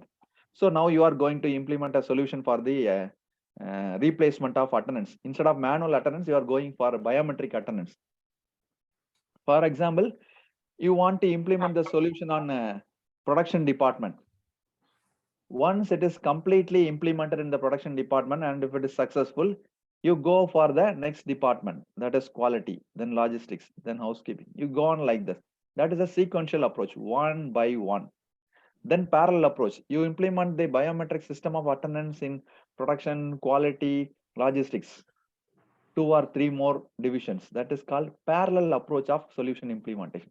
Then phased approach, you implement the solution in quality department, wait for some time, wait for the feedback, wait for the results. Once it seems to be a better one, you go for the next department. So after a particular milestone, if you go on implementing the solution in one department or in one division after another, that is called phased approach. Then flat approach, implementing the solution in all the departments in a single stroke. How the GST was implemented in the country. Flat approach. Flat approach. All states are asked to follow GST from today night 12 p.m. That's it. Very simple. Right. 12 a.m.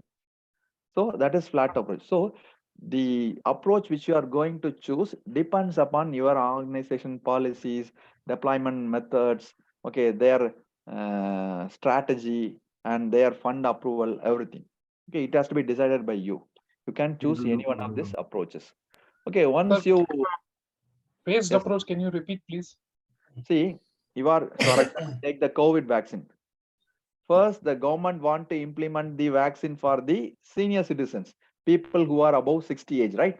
So once Right, all of correct. them are completely vaccinated and they found it to be effective for them, then they went for the next category, for above 40 and all.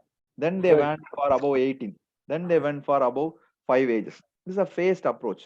Okay, sir. Thank Sir, can I come? Can I come? One second. You Sir, are please already in, note, sir. we teach you in phased approach only. Once we complete the defined phase, then only we take up the measured phase. Then only we take a phased approach. And then Right, sir. the parallel approach, again, Vision Excellence is doing. In the morning, you could have seen the phased parallel approach. Do you know where? In the morning. Yeah. Morning, Ravi there sir are was taking a classroom as well as online. online. Online. Classroom was conducted by Vinod simultaneously along with the online class here. Therefore, that is a parallel approach. Thank you, sir. Thank you. Okay, guys. So that gives a way to implement the solution. You can choose any one which suits your organizational needs. That's it. Okay, now I have implemented the full scale. Whether my job ends there? No, you have to do an FMEA again to make sure the solution is going to be successful. During the full scale implementation, before the full scale implementation, you have to develop a implementation schedule, a timetable, how you are going to implement or do the activities which required for the particular solution. Then training. See, for example, you are planning to implement the 5S in your organization. So first you have to develop a schedule, right? Which department has to be given 5S training on what date? You have to develop a training schedule, a training timetable. Then you have to train the plant people according to the various departments. You cannot pull all people from a single department in a day. Then the production manager will be angry with you. So you have to pick 5 people from production, 2 from quality, 2 from procurement, and 2 from purchase, 2 from inventory. You have to pick people like that and provide them training. So for that also you need to have a plan. Then everything which you are going to implement and you are going to plan to implement should be communicated to the top as well as the middle as well as the bottom level, following various communication needs. For example, for the lower level people, you have to communicate through notice boards. For the higher level people, you have to give it through a proper mail, and for your colleagues, you have to give a circular. So all this communication should be followed correctly, and it should be planned well in advance.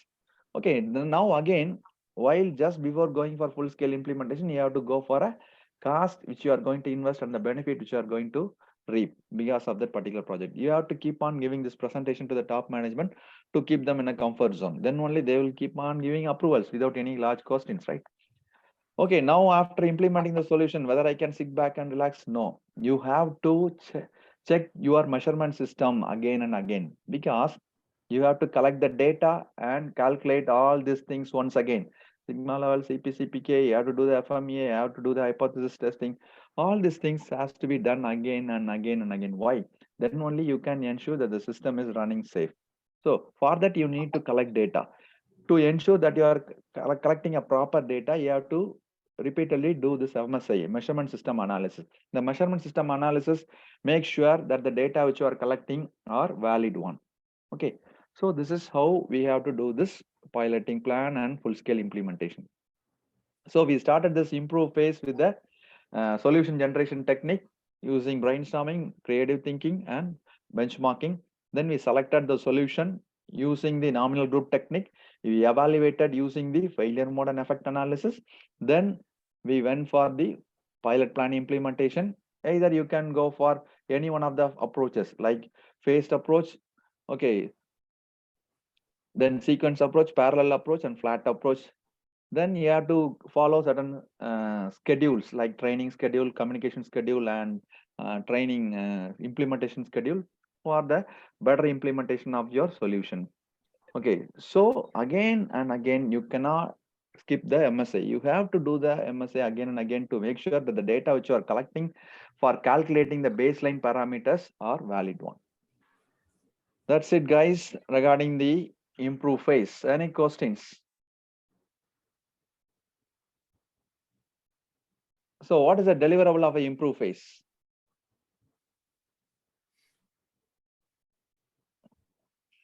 Generate, evaluate, and implement solution. Generate, evaluate, and implement solution. That's absolutely correct. So we are generating, selecting, evaluating, and implementing the solutions. Okay, whether a job is done after implementing the solution? No. No. We have to make sure that we have some control measures in place so that the same problem doesn't occur once again. Okay, same problem doesn't occur once again. So for example, if a person is having diabetes, he goes to the doctor doing all the tests, he takes a measurement, then he analyzes the root causes, then he gave some medicine. And after that, what are the instructions the doctor used to give to the particular patient? So walk every day, take medicine properly, and Come after 2-3 days to have a check. Okay, then Avoid sugar or excess sugar something. yeah, he say, man, you have to follow some simple diets. Okay, avoid excess sugar, avoid fast foods, avoid taking these juices, fructose juices, avoid taking these bananas and all in the late evening. He used to give some instructions. Why he is giving that instructions? To make sure, to keep in control, to make sure that the particular sugar level doesn't rise up above the critical level. So in order to keep the critical root causes within the level, you have to implement certain control measures. That is what we are going to do in the control phase. So we are going to implement certain control measures to keep the critical root cause factors. Okay. Then very simple. Once we implement it, that's it. We are going to document everything. Then we are going to transfer the particular project to the owner and we move out to the next project. So what is going to be the outcome, deliverable of the control phase? You are going to develop a control plan. Okay, the doctor gives you a plan. In the morning, you can have all these things. You take an idli. Ramakrishnan sir, yes. Okay, you have to, the doctor puts a control plan for you. Okay, then he says, come after every 2 days so that I can monitor you. Why he wants to do that? Because he has given a solution, a medicine. If the successfulness of the medicine, if it has to be if it is for a long time, if it has to prolong, okay, then this guy, he has to follow a control schedule. He has to follow a control plan and he should be monitored regularly, then only the solution will be successful. If he is not following this control plan, obviously the sugar will be out of control and the medicine won't work. And again, the doctor has to increase the dosage. So after implementing the solution, if you want the solution to be successful for a long time, you have to implement the control plan. You have to monitor it. Then only the solution can sustain its successfulness for a longer time. Okay, so control charts also will help you to do that. It will help you to predict the presence of abnormal cause or special cause. Already Dr. Siva taught you about this control charts in very detail, right? In the previous session from 12 to 1, I believe. Yes, Right? sir. Yeah, so this will help you to do that. Yes, The sir. control charts are one of the important tools in this in the control phase. Then we are going to document everything. Okay, what are the components of this control plan? See, you want to implement a control system. So inside the control system, we have a control plan. What are the various components? Process documentation is there, DCP, data collection plan. See, how I said about this MSA, right? MSA, measurement system analysis, is very important even after you implement the solution. Why? Because you are collecting data to check the effectiveness of the solution. Okay, after taking medicine for 10 days, the doctor is asking you to come to the clinic. If he is using a wrong method to find out the sugar level, then obviously it will be showing giving a wrong data, and the doctor will prescribe a wrong medicine. So the MSA is very important. You have to make sure your measuring system is in correct condition. Okay, it is in proper condition. Then only the data which you collect will be valid, will be good enough to do all the baseline calculations like sigma level, CP, CPK, PP, PPK, all these things. Okay, data collection plan, then mistake proofing system, response auditing system, statistical process control, that is the control charts, risk mitigation. We will see it. So what is this process documentation? So once you do a project, okay, you have to update all the relevant documents regarding that particular project. You have to update the manuals, you have to change the flow charts, you have to rewrite the procedures, standard operating ways, methods, protocols. Then you have to write methods, how to do FMEA for this particular process, for the particular equipment, for the particular new service. Then you have to develop training manuals, because all people may not be experienced. So in order for good understanding, you have to develop training manuals. You have to develop control and monitoring plans for every process. Then you have to develop report formats, response plans. All these things must be developed as a part of this process documentation. So if you want to control the documentation, you can develop an outline like this, very simple. For example, take a documentation plan. Okay, so for example, take FMEA. Okay, take a process. Okay, for safety process, you have to do an FMEA. So you can write safety FMEA document. What are the items need to be carried out? You have to write it down. Okay, then immediate, who is responsible for doing the safety immediate, who is responsible for doing it regularly? Obviously, you put somebody. Okay, let us put Akansha. Then who is responsible for modifying? Let us put Ravikmar. Then who is responsible for reviewing? Ramkrishnan. So every 3 months once, it will be done automatically without much pressure, okay, without much force. So obviously this kind of documentation plan should be developed. That will keep your process updated in a regular manner. Okay, then you need to develop a response plan. For example, if you guys are going in a lift, in the lift there will be a lot of numbers and names. What does it say? If you are going in an elevator, lift, Which floor we are capacity, going? tell you capacity, no. Which then floor? Emergency buttons. Then in the name, in the top of that, above that emergency button, there will be some names, phone Contact numbers, right? persons. If the Contact lift person, is yeah. in emergency, please contact. If the lift is not working, Yes. please don't panic. Please press this button. Please. See, they could have given you some instructions, right? That is a response plan. See, no process is 100% safe or 100% reliable. There will be some failures. You should develop a response plan, reaction plan in order to counteract that. Okay, you need to face that kind of situation, so that in order to face those kind of situations, you need to develop some kind of response plan. And if you display it in the place, then the people who are working, the workers, the operators and engineers, they won't get panic. So if there is a problem, they will immediately call that number and they will try to implement what that particular authority is saying. So you need to develop this response plan or reaction plan, forecasting that what could go wrong and how it should be responded, who has to respond, and who could warrant action against that kind of situation. All these things has to be put it in writing in a wall so that people are not panicked and they are able to handle it safely and in a better manner. Then another important thing is mistake proofing system, a very important thing. Normally people used to call it as poka-yoke in industry. So this is very important thing which you have to implement in order to sustain your solution successfulness. See, for example, we have 3 categories of this poka-yoke: warning, control, and shutdown poka-yoke. What is this warning poka-yoke? For example, you guys are driving a car. If you have not put the seat belt, what is happening in the car? Seat belt. Alarm is beeping, alarm beeps.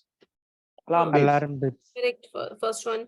And another, when we will jump, then we will come. Okay, you are getting an alarm or you are getting a signal in the dashboard. Seat belt is not on. Suppose if suppose if you have not closed the door properly, then also you are getting a warning. Alarm. Correct, sir. Yeah. So suppose if you are traveling in a lift, if the lift is overcrowded, what will happen? Again, Alarm bus. Alarm. It is giving alarm that it is overloaded. So this kind of automatic systems are developed in order to prevent the error even before it is happening, in order to warn even before the error is about to happen. So this is warning poka-yoke. Warning before that particular failure or error is about to happen. This is called warning poka-yoke. By doing so, it is able to prevent a mistake, right? Suppose if a person is not closing the door of the car properly, and if there is no system to warn him, then obviously it may hit somebody else who is driving. So it can lead to an accident, it can lead to a mistakes. To avoid that, you have a warning system. So that is warning poka-yoke. Okay, it warns you, man, there is a problem, so avoid it. Okay, then control poka-yoke.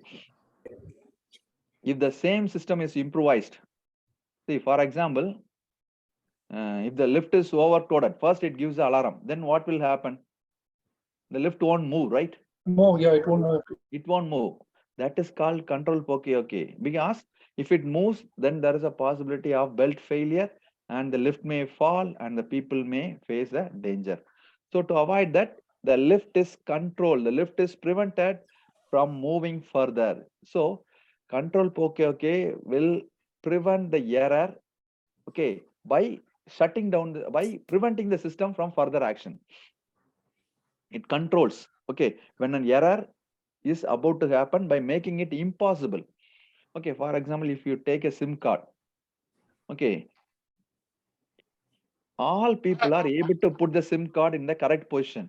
How? Because the SIM card slot was designed in such a manner that there is a small cut on the right side of the particular SIM card, and there is a small design according to that. And so people are able to put it accordingly, and they are able to avoid an error. Sorry. They are forced to do it correctly. They are controlled to do that particular process correctly, so an error is avoided. For example, if you are putting a ATM card in a wrong position, whether it will work? No, sir. So you are controlled to do that particular process correctly. When you are trying to do it in a wrong manner or wrong way, you are asked to do it properly. Okay, so making an error becomes impossible. That is called control poka-yoke. When you are warned about an error which you are about to make, then it is called warning poka-yoke. If you are not able to do an error because of that particular system, that is called a control poka-yoke. You are controlled to do it properly. See, for example, if you take the TV, DVD or PlayStation, there are a lot of slots for various cables. Imagine if there is no colors on the cables and the slots, what will happen?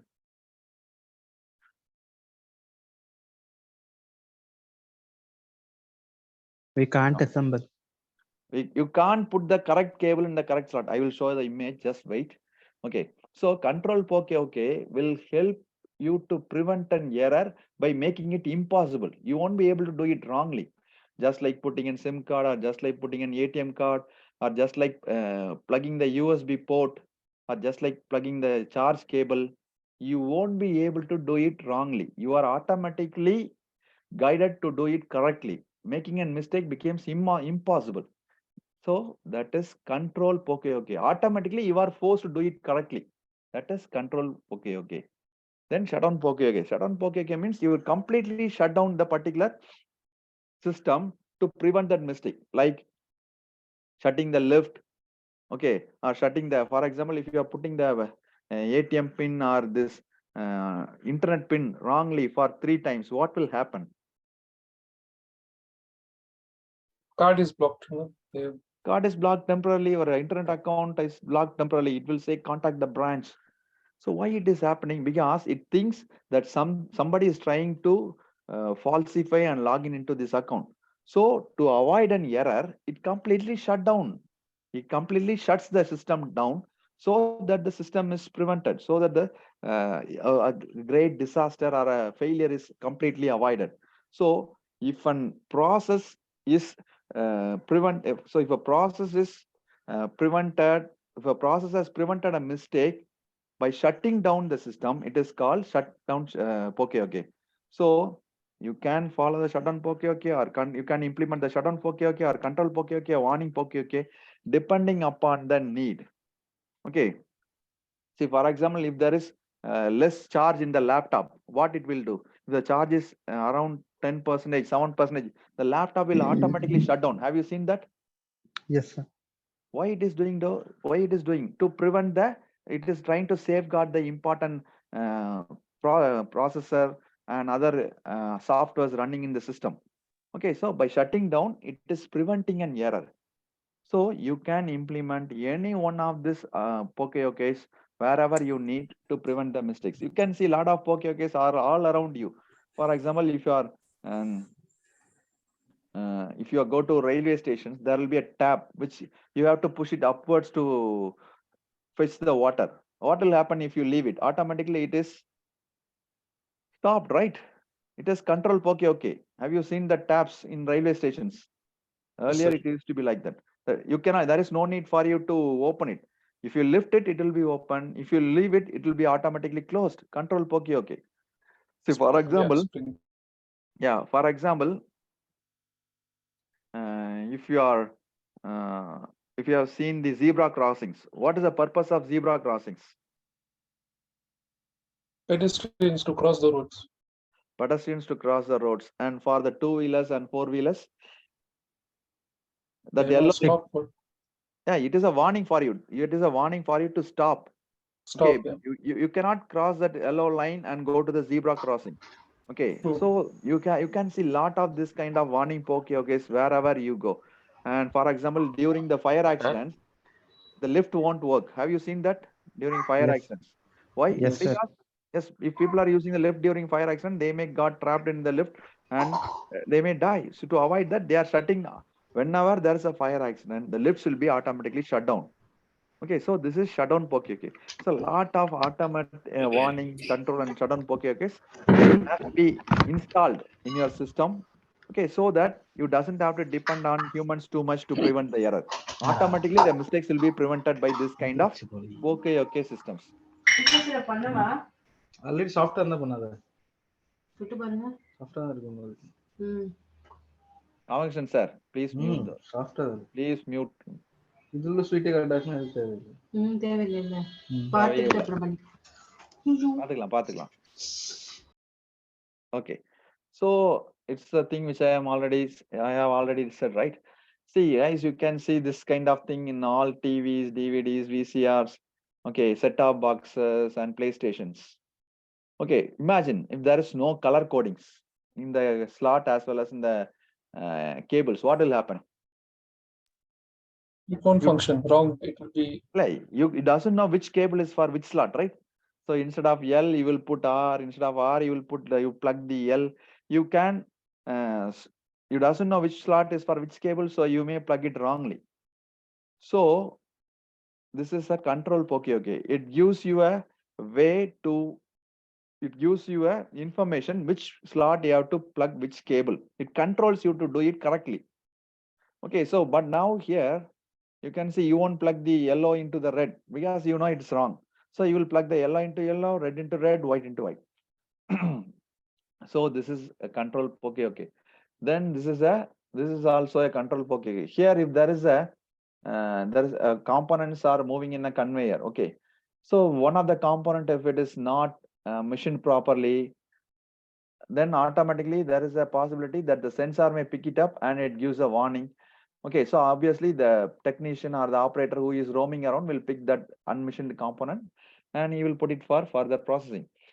So this warning, control, and shutdown POK will help you to keep your process in a more healthy manner, and it will prevent mistakes. So this is one such process which is happening in Chennai. So actually, before that, we will see these two examples. This is a drilling machine. The first one doesn't follow any POK methods. The second one has a stop POK. That is control POK. Here, the operator, if he has to drill for a depth of 10 mm, once the drill pit goes for a depth of 10 mm, the stop rod will touch the surface plate, and obviously the operator will came to know and he will stop it. In the second one is a warning POK. Sorry, the third one. Here you can see once the stop rod touches just touches the proximity, when it goes to the proximity of the surface plate, the buzzer light will glow, and obviously the operator will stop drilling. So this kind of POK will keep your process safe, will keep your process from error-free condition. That is what we need. We are going to implement a lot of control mechanism to prevent failures from happening, critical causes from creating failures. Okay, so this warning POK, shutdown POK, control POK, shutdown POK will help you to keep your process continuously successful for a long time. In most of the places, you can see this POK all around us and everywhere. See, even in a plug, the earth pin used to be a larger one because people will be able to plug in the socket easily without any difficulty. Okay. Then you can see this POK was implemented in Chennai East Coast Road. People were driving at very higher speeds, around 120, 140, 200. So to avoid that, the government has installed poles, speed activated signs for every 100 meters. They have implemented this on pilot basis. For every 100 meters, there will be a speed activated sign. If you are driving at 80 kilometers and less, it will show you in green. Here you can show it, a vehicle is driving at 84 kilometers, so it is showing at red. So if you are driving at 81 and above, it will show the speed in red. So that itself is a warning POK, you are driving at higher speeds. Okay, once if you are repeatedly doing it for 2-3 times, they will send you a control warning. That is, they will send you a ticket for 3 times. If you are still exceeding and continuously doing that same error again and again, then they will send for a registration cancellation. That is shutdown POK. So this kind of POK systems are installed and implemented all around us. So that will make our life easier. Okay, and our process more successful. This is a simple POK. You can see it in most of the restaurant wash basins. See, in the first one, you can see there is no block drain. Okay, so once if there is any blockage or any scrap getting collected in this pipeline, the water will fill this space, and obviously it will spill over the floor, and there is a possibility that the customer may slip and fall. But in this case, there is a small hole to drain the excess stagnant water. So what will happen?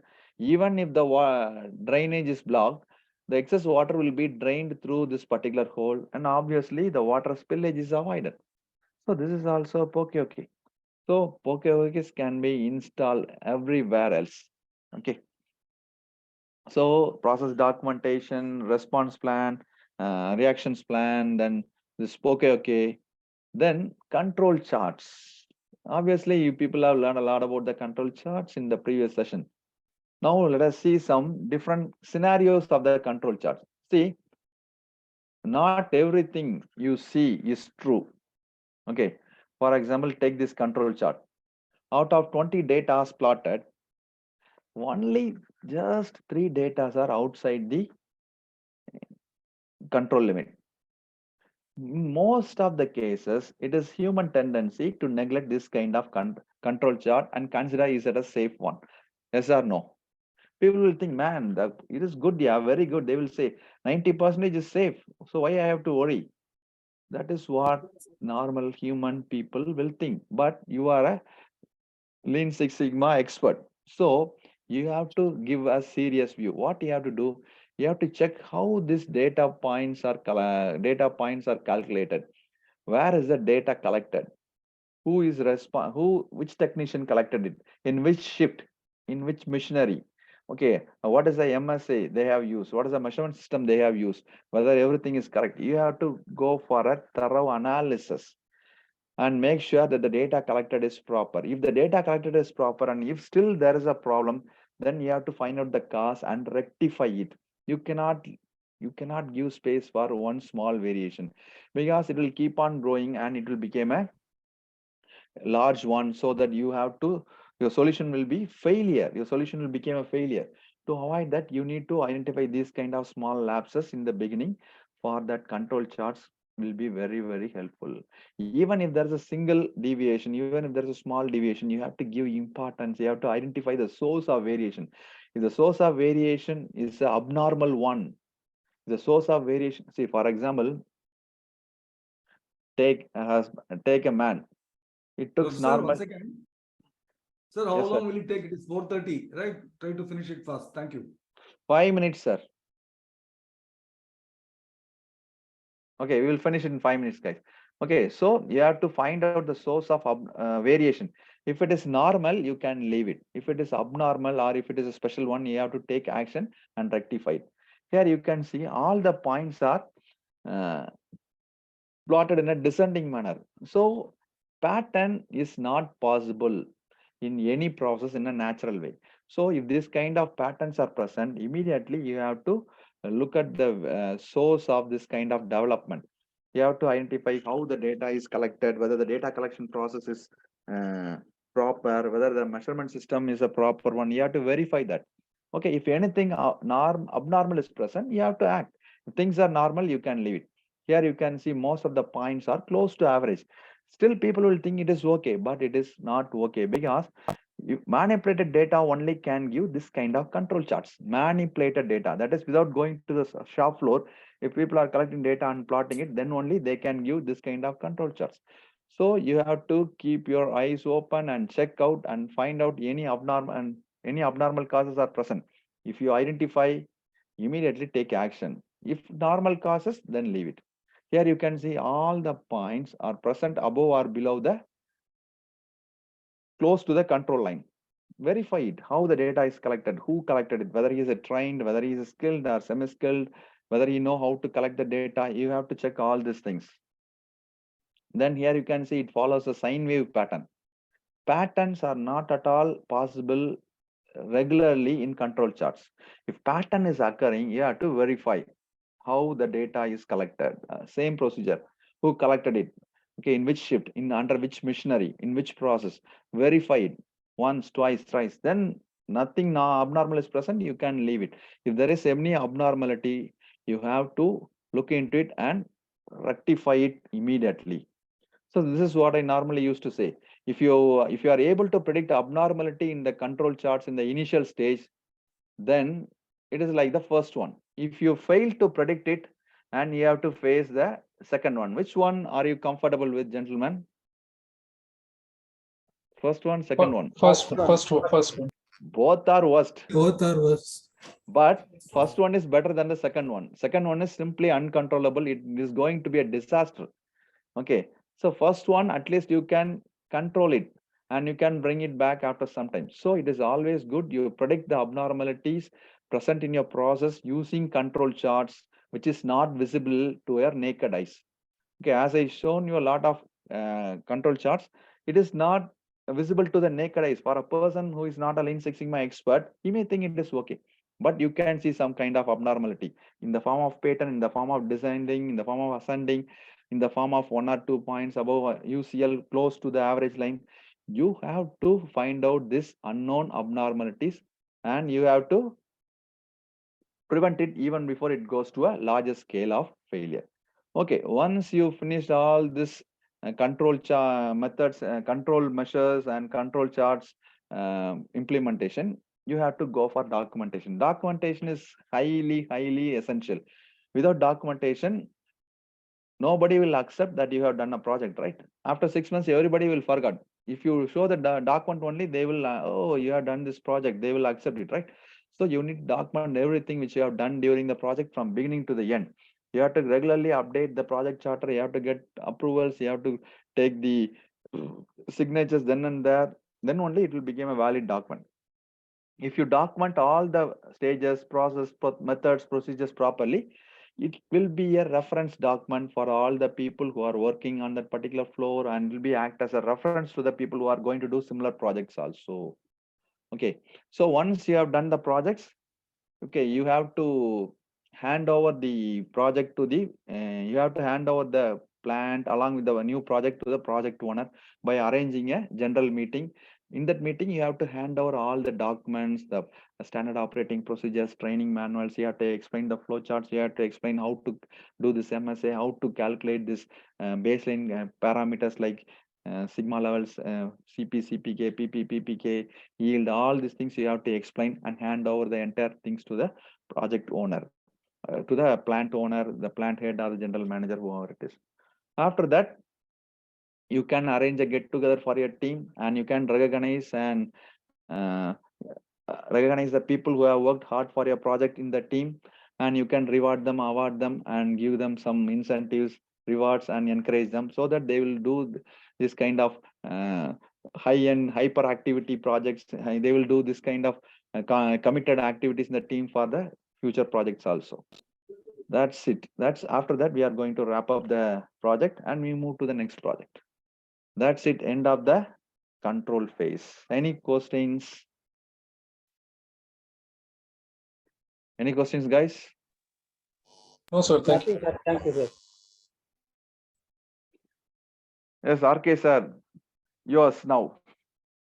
Yeah, thank you very much, Professor Dr. Ravi Kumar. Thank you for stopping on time, right? It is too long a presentation. And thank you, participants, for patiently listening to our presentation. But definitely all the points will be noted. All the points are very important. What is improvement and what is control, you have understood. Improvement means getting the output that you want by organizing the factors as you like, because sometimes know what is given as optimum, you may not follow because of different constraints, price constraints or availability constraints and things like that. And then control means you will have to ensure that the process that you have successfully improved upon is maintained. And then there is no hurdles coming in the way, on the way, ensuring that Pocoyoke is very important, no? You can always find out Pocoyoke now in all your jobs, right? One of the Pocoyoke we do at home, no, you will be able to find it out yourself. I don't want to make a joke of it, but it's all serious, no? Pocoyoke can be made because whenever I bring only my wife, then she'll be listening. So I don't want to bring that Pocoyoke. Right. See to it that I eat fully, right? So she will never allow me to put my plate there in the sink. She will say that I will only, as if she is respecting me. No, I know that very well. She ensures that I eat everything in the plate, right? So if I put myself on the sink, I will leave a lot, right? But she is a good cook. She very tasty food she will make. But still Pocoyoke is required, no? Right? All Pocoyoke, please think. Now I don't want to waste time, and then I'm leaving it to the green belt participants. Black belt participants also can speak. But officially you have to speak next week also for a feedback. Now I just want the green belt, all of you please come online I'm going to say farewell only. This is only a farewell meet now, 5 minutes. So all of you can come on video.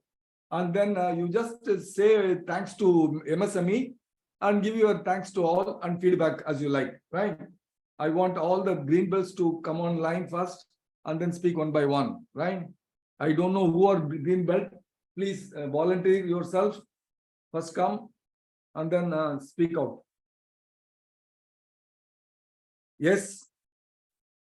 Who are the green belts? May I know? Green belts.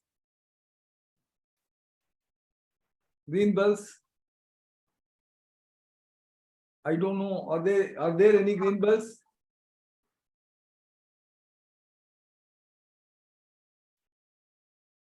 Arun seems to be a green belt, right? Huh? No, all of you please come on video now. Now that we are going to say bye only, at least you can come and say bye. Mayuresh, please speak out. Your feedback first. Mayuresh, please come on video and Nilesh. speak. Nilesh, sir, Nilesh. Nilesh, please come. Yeah.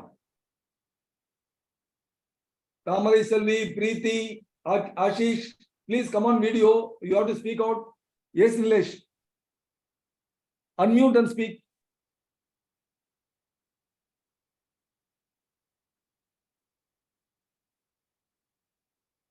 Unmute. Others can also unmute. All of you can unmute and then be ready. Okay, sir. Sir, I think so. All are enjoying their weekends. All are showing there. Enjoying. That is why they are not coming. Hello, please. No, but I have a duty, no? Can't able to speak.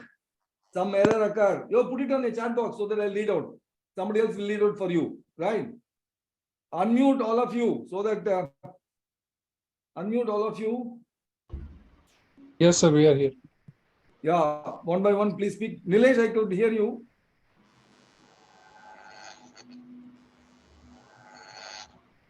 Great session. Thank you very much. In one word, short and sweet word, right? So I am asking you about not the session, yeah. I am asking you about the course, right? The course contains how many sessions? 3 weeks. 3 weeks into 2 sessions, 6 sessions, right? All the sessions are great and all the facilitators are great. RK is great, and this is what I wanted to hear, yeah, please. Yes. I'll give you separately, I'll look after. I'll Thursday class, I'll give you questions also, right? Please, not like that. We want some encouragement, that's all, right? Please speak about 2-3 words. Thank MSME first, because MSME is a government organization which is giving you the opportunity, giving us also the opportunity to propagate this knowledge. Yes, sir. Any other? Green belt. Please note, green belt, you will be getting the certificate only after the feedback is obtained. And 5-star you provide on the link. Both are compulsory. Yes. Can I go? Yes, ma'am.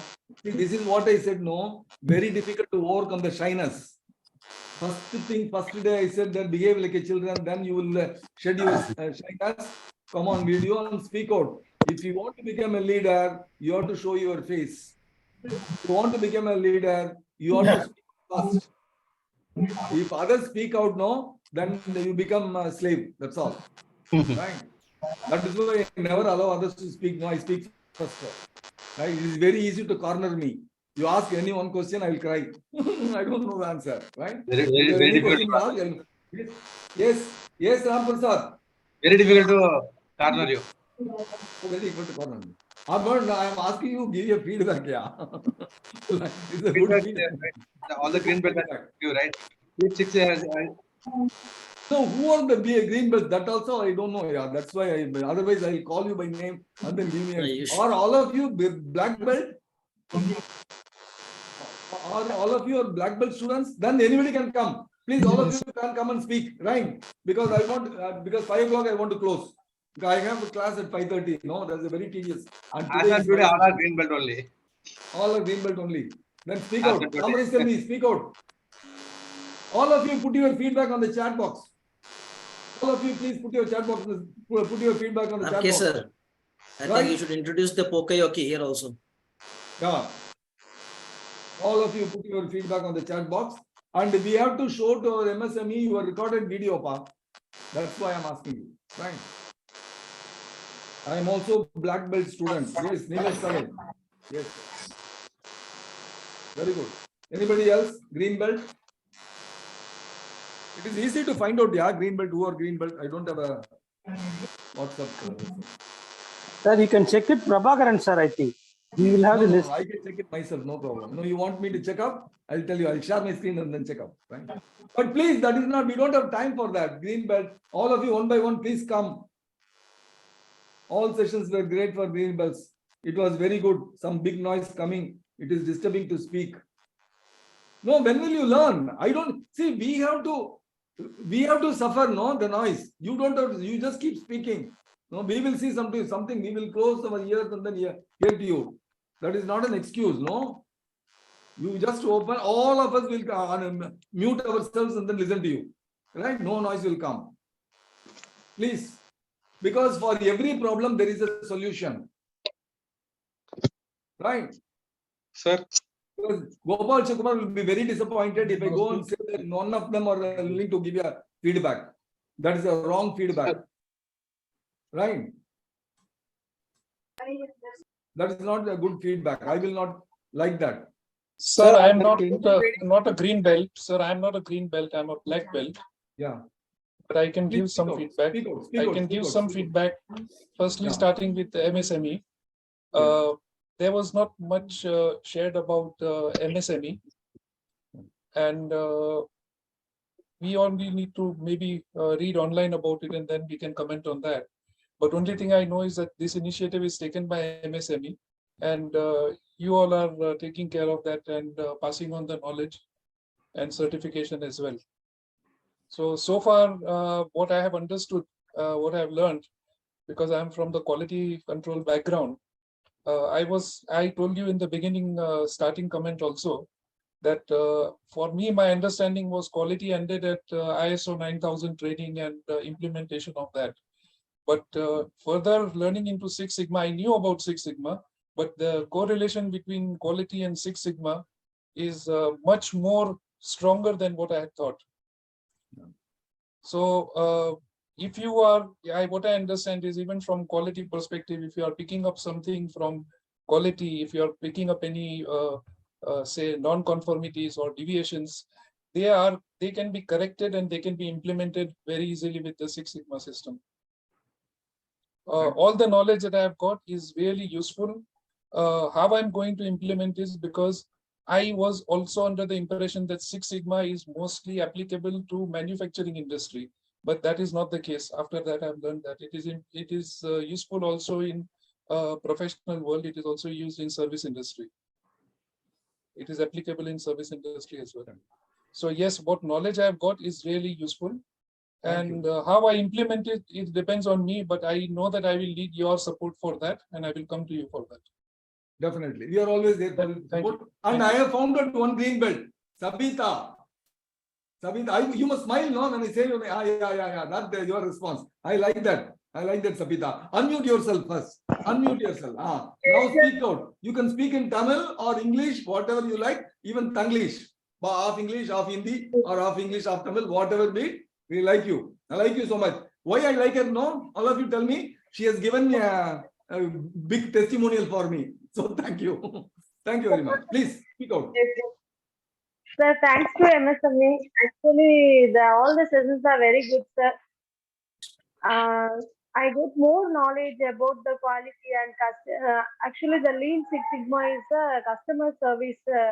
அதுல வந்துட்டு நல்ல useful, sir. Actually வந்துட்டு very good knowledge. I get this course. Very good. Very good. Thank you very much. Thank you. So thank you all, sir. Thank you all. Thank you all. Thank you all. Thank you all. Anybody else? Green belt? Yes, sir. Sir, can I go first? Yes, Arun, please go. Sir, I think this course particularly, it has learned, it gave me a lot of learnings like regarding SIPOC and how to prepare the that process related documents and what and all we need to check in the manufacturing and in customer service, what we need to be careful about, and what are the bottlenecks involved in each and every like each and every phase. So that is like the theoretical and as well as the practical knowledge. We are able to get the whole 360-degree awareness. So that is one biggest learning that I got, and I think another learning is that like since I have been doing like work from home, so like I don't have much interaction with my colleagues or peers. So actually after coming to this course, I am able to meet with a large number of people who have experiences from different backgrounds. So I can learn from them. Like I think one lady who came from media industry, and one person from voice process, I think Akansha. So like from different persons, I am able to learn like what their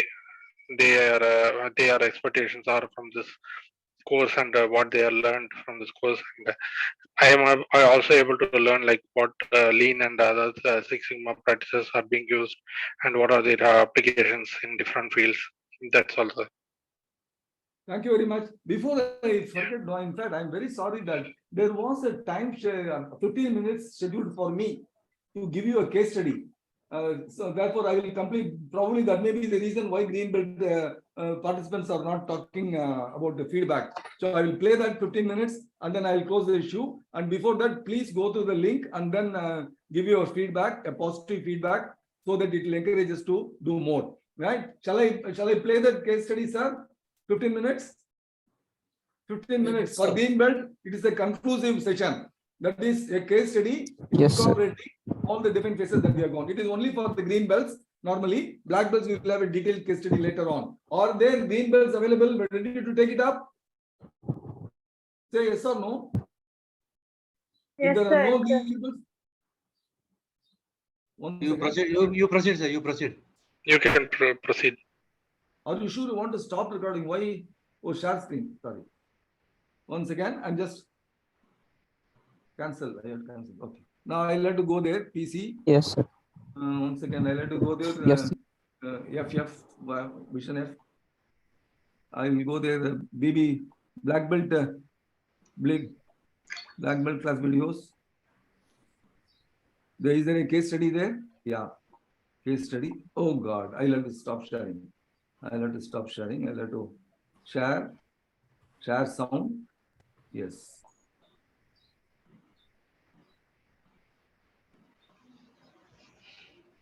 We will see a case study. Are you able to hear? Performance improvement by reducing attrition rate. What is the problem here? You can see Yes or no? that attrition rate is the problem. Can you hear? You can see Yeah, we are able to hear, sir. Thanks. attrition rate as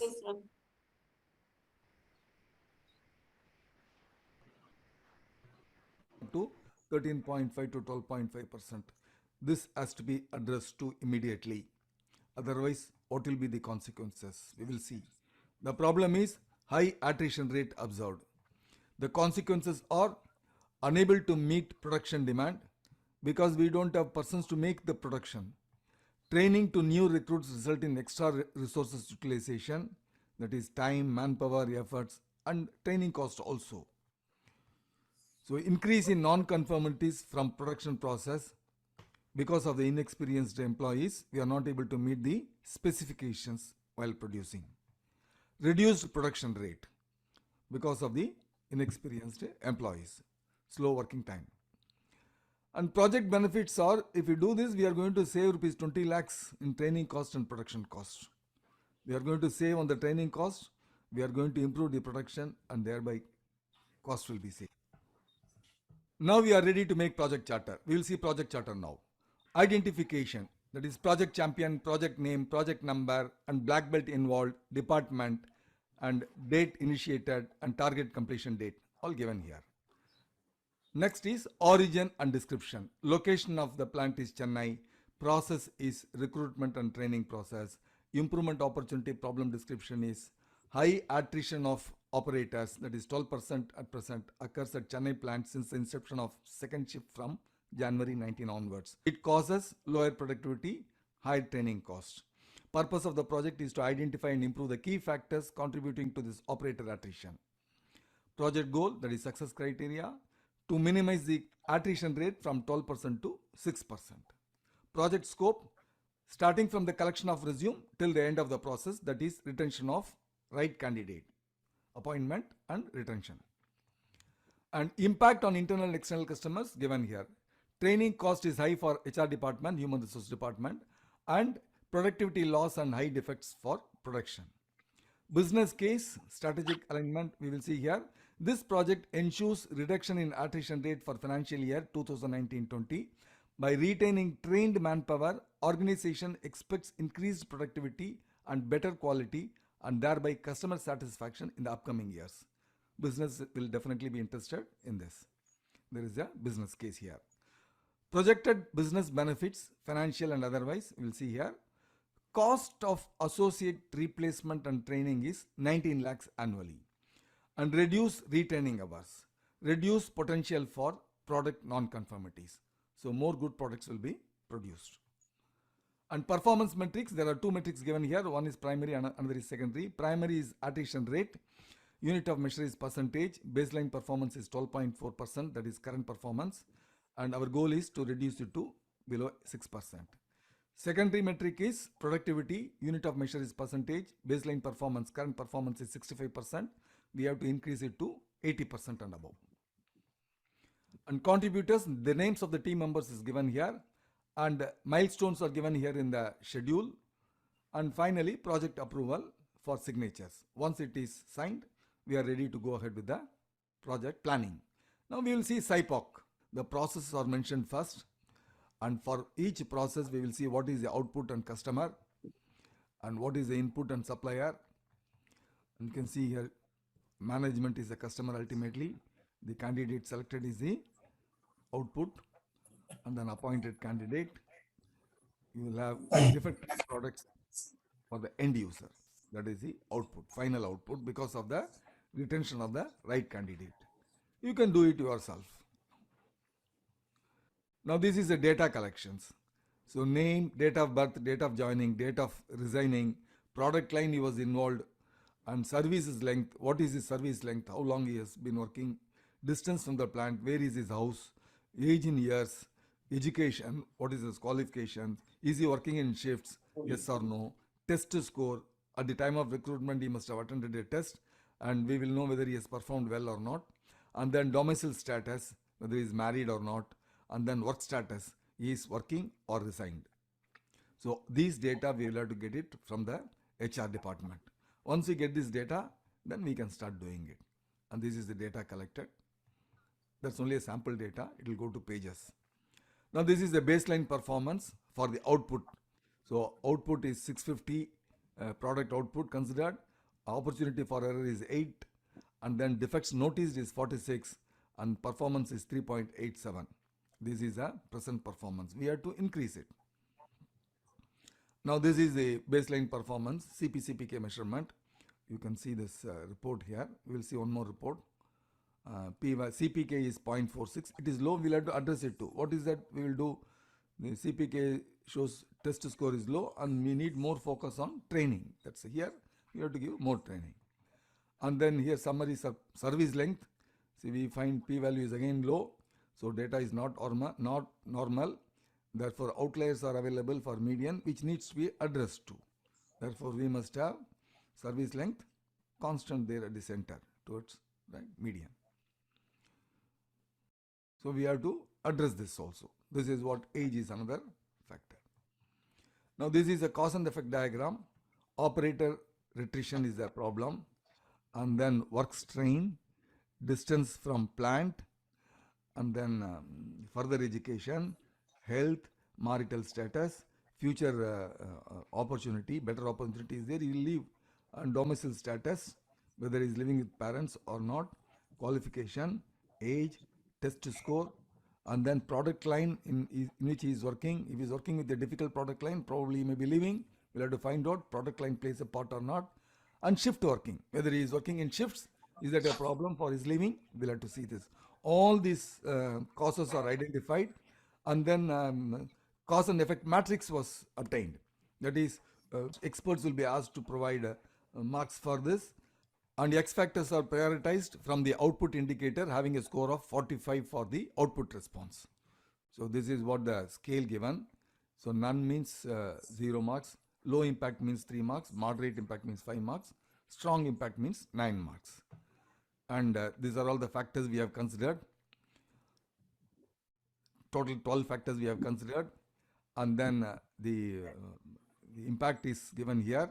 And the number of people who have voted for this is given here. 9 people have voted for this. So 9 into 5, moderate they have said. So 9 into 5 is 45. So 3 people have voted for low impact product line. So 15 is the output indicators. Moderate. We have selected all those having scored 45. We have found out that shift working, distance from the plant, test score, age, then here one more factor, domicile status. These are all the important factors we have considered. The rest we have not considered. Now we will do the hypothesis testing for these factors with output indicator 45. Shift working, distance, test score, age, and domicile status. These are all the factors for which we are going to do the hypothesis testing. 2 sample tests for age, test scores, and distance, and 2 proportion tests for working in shifts and staying with parents. Here, the mean age for available people and the mean age for the resigned people are same. And here, Increase the volume, sir. for available Yes. people and test scores for resigned people are Yes. same. Here, Want me to Increase the stop? volume, please. is same for both available people and resigned people. And alternate hypothesis is age is a cause for attrition for age, and people with high scores tend to leave is for test scores, and long distance from plant is a cause for attrition. For 2 proportion tests, we have yes or no answer for working in shifts and yes or no answer for staying with parents. And the null hypothesis is proportion of people working in shifts is equal to proportion of people not working in shifts in both available as well as resigned state. And staying with parents, proportion of people with parents is equal to proportion of people without parents for both available as well as for resigned status. So domicile status is a cause for attrition is a alternate hypothesis. People working in shifts tend to leave is the alternate hypothesis here. We will find out the test scores and test decisions. Hypothesis test decisions for X factors. From the cause and effect matrix, we have considered 12 X factors, and for the shift working, the p-value is 0.006. Therefore, shift working is significant. P-value is low, therefore it is significant. For product line work strain, we have not done the test because we have not selected them for test from the cause and effect matrix score. For distance, the p-value happens to be lower than 0.05. Therefore, this is also significant. Distance also is a significant factor. And test score is 0.001 less than 0.05. Therefore, that is also a significant factor. We have to address it. Age is a factor which is not significant because the p-value for age is 0.467 greater than 0.05. Therefore, we fail to reject the null. It is not significant, we have considered. I'll show you the descriptive statistics for age.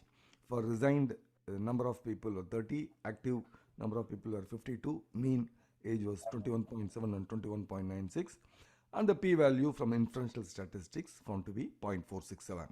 Similarly, we can find out the p-value for all the tests. This is a simple exercise. You can do it yourself.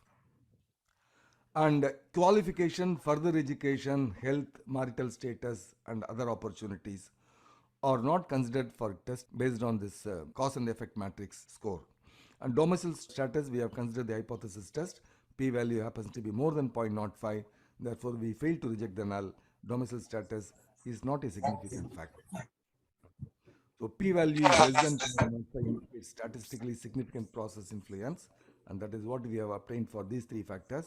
Therefore, we will address these 3 factors as a solution for implementation. Age and domicile status we have not considered because they are not significant from the hypothesis test results. The same thing I have given it with p-value. Right? So these are all the 3 factors considered. Age is not considered. Staying with parents also is not considered. We will see the improvements that we have made. The candidate personal information form, we have added a criteria, distance from home. This is one improvement we have made. And in distance, specific focus by adding the question in candidate personal information form. That is what I have shown you, right? The distance from the plant radius. What is the distance? If it is more than 25 kilometers, then we will have to consider him, see whether he is willing to stay in the hostel or not. Control and select candidates from within 25 kilometers of the plant radius. So that is what is achieved by this. Introduce hostel accommodation for those who stay far off. If the candidate has scored high marks and then we are interested in the candidate, and then we can ask a question whether he is willing to stay in the hostel, we can recruit them. And manpower to do extra hours is now available because we have had those people in hostels, and that will fulfill additional. Now, working in shifts, what have we done? Must be requirement because we can't avoid this. The customer demand requires extra shifts. Therefore, we have to go for extra shifts that cannot be eliminated. So, shift allowance is introduced to those who work in shifts, those working apart from the general shifts. If you work in general shift, also work in night shifts, then you will be given extra allowances here. That is to influence them. And early morning pickup and late night drop provided to save movement time for the employees so that they will not find a strain at home. This will also improve the productivity. Next, we will see test score. How are we addressing? Those scoring higher marks and ready to serve for longer periods will be empowered with higher roles like leaders, trainers, like this.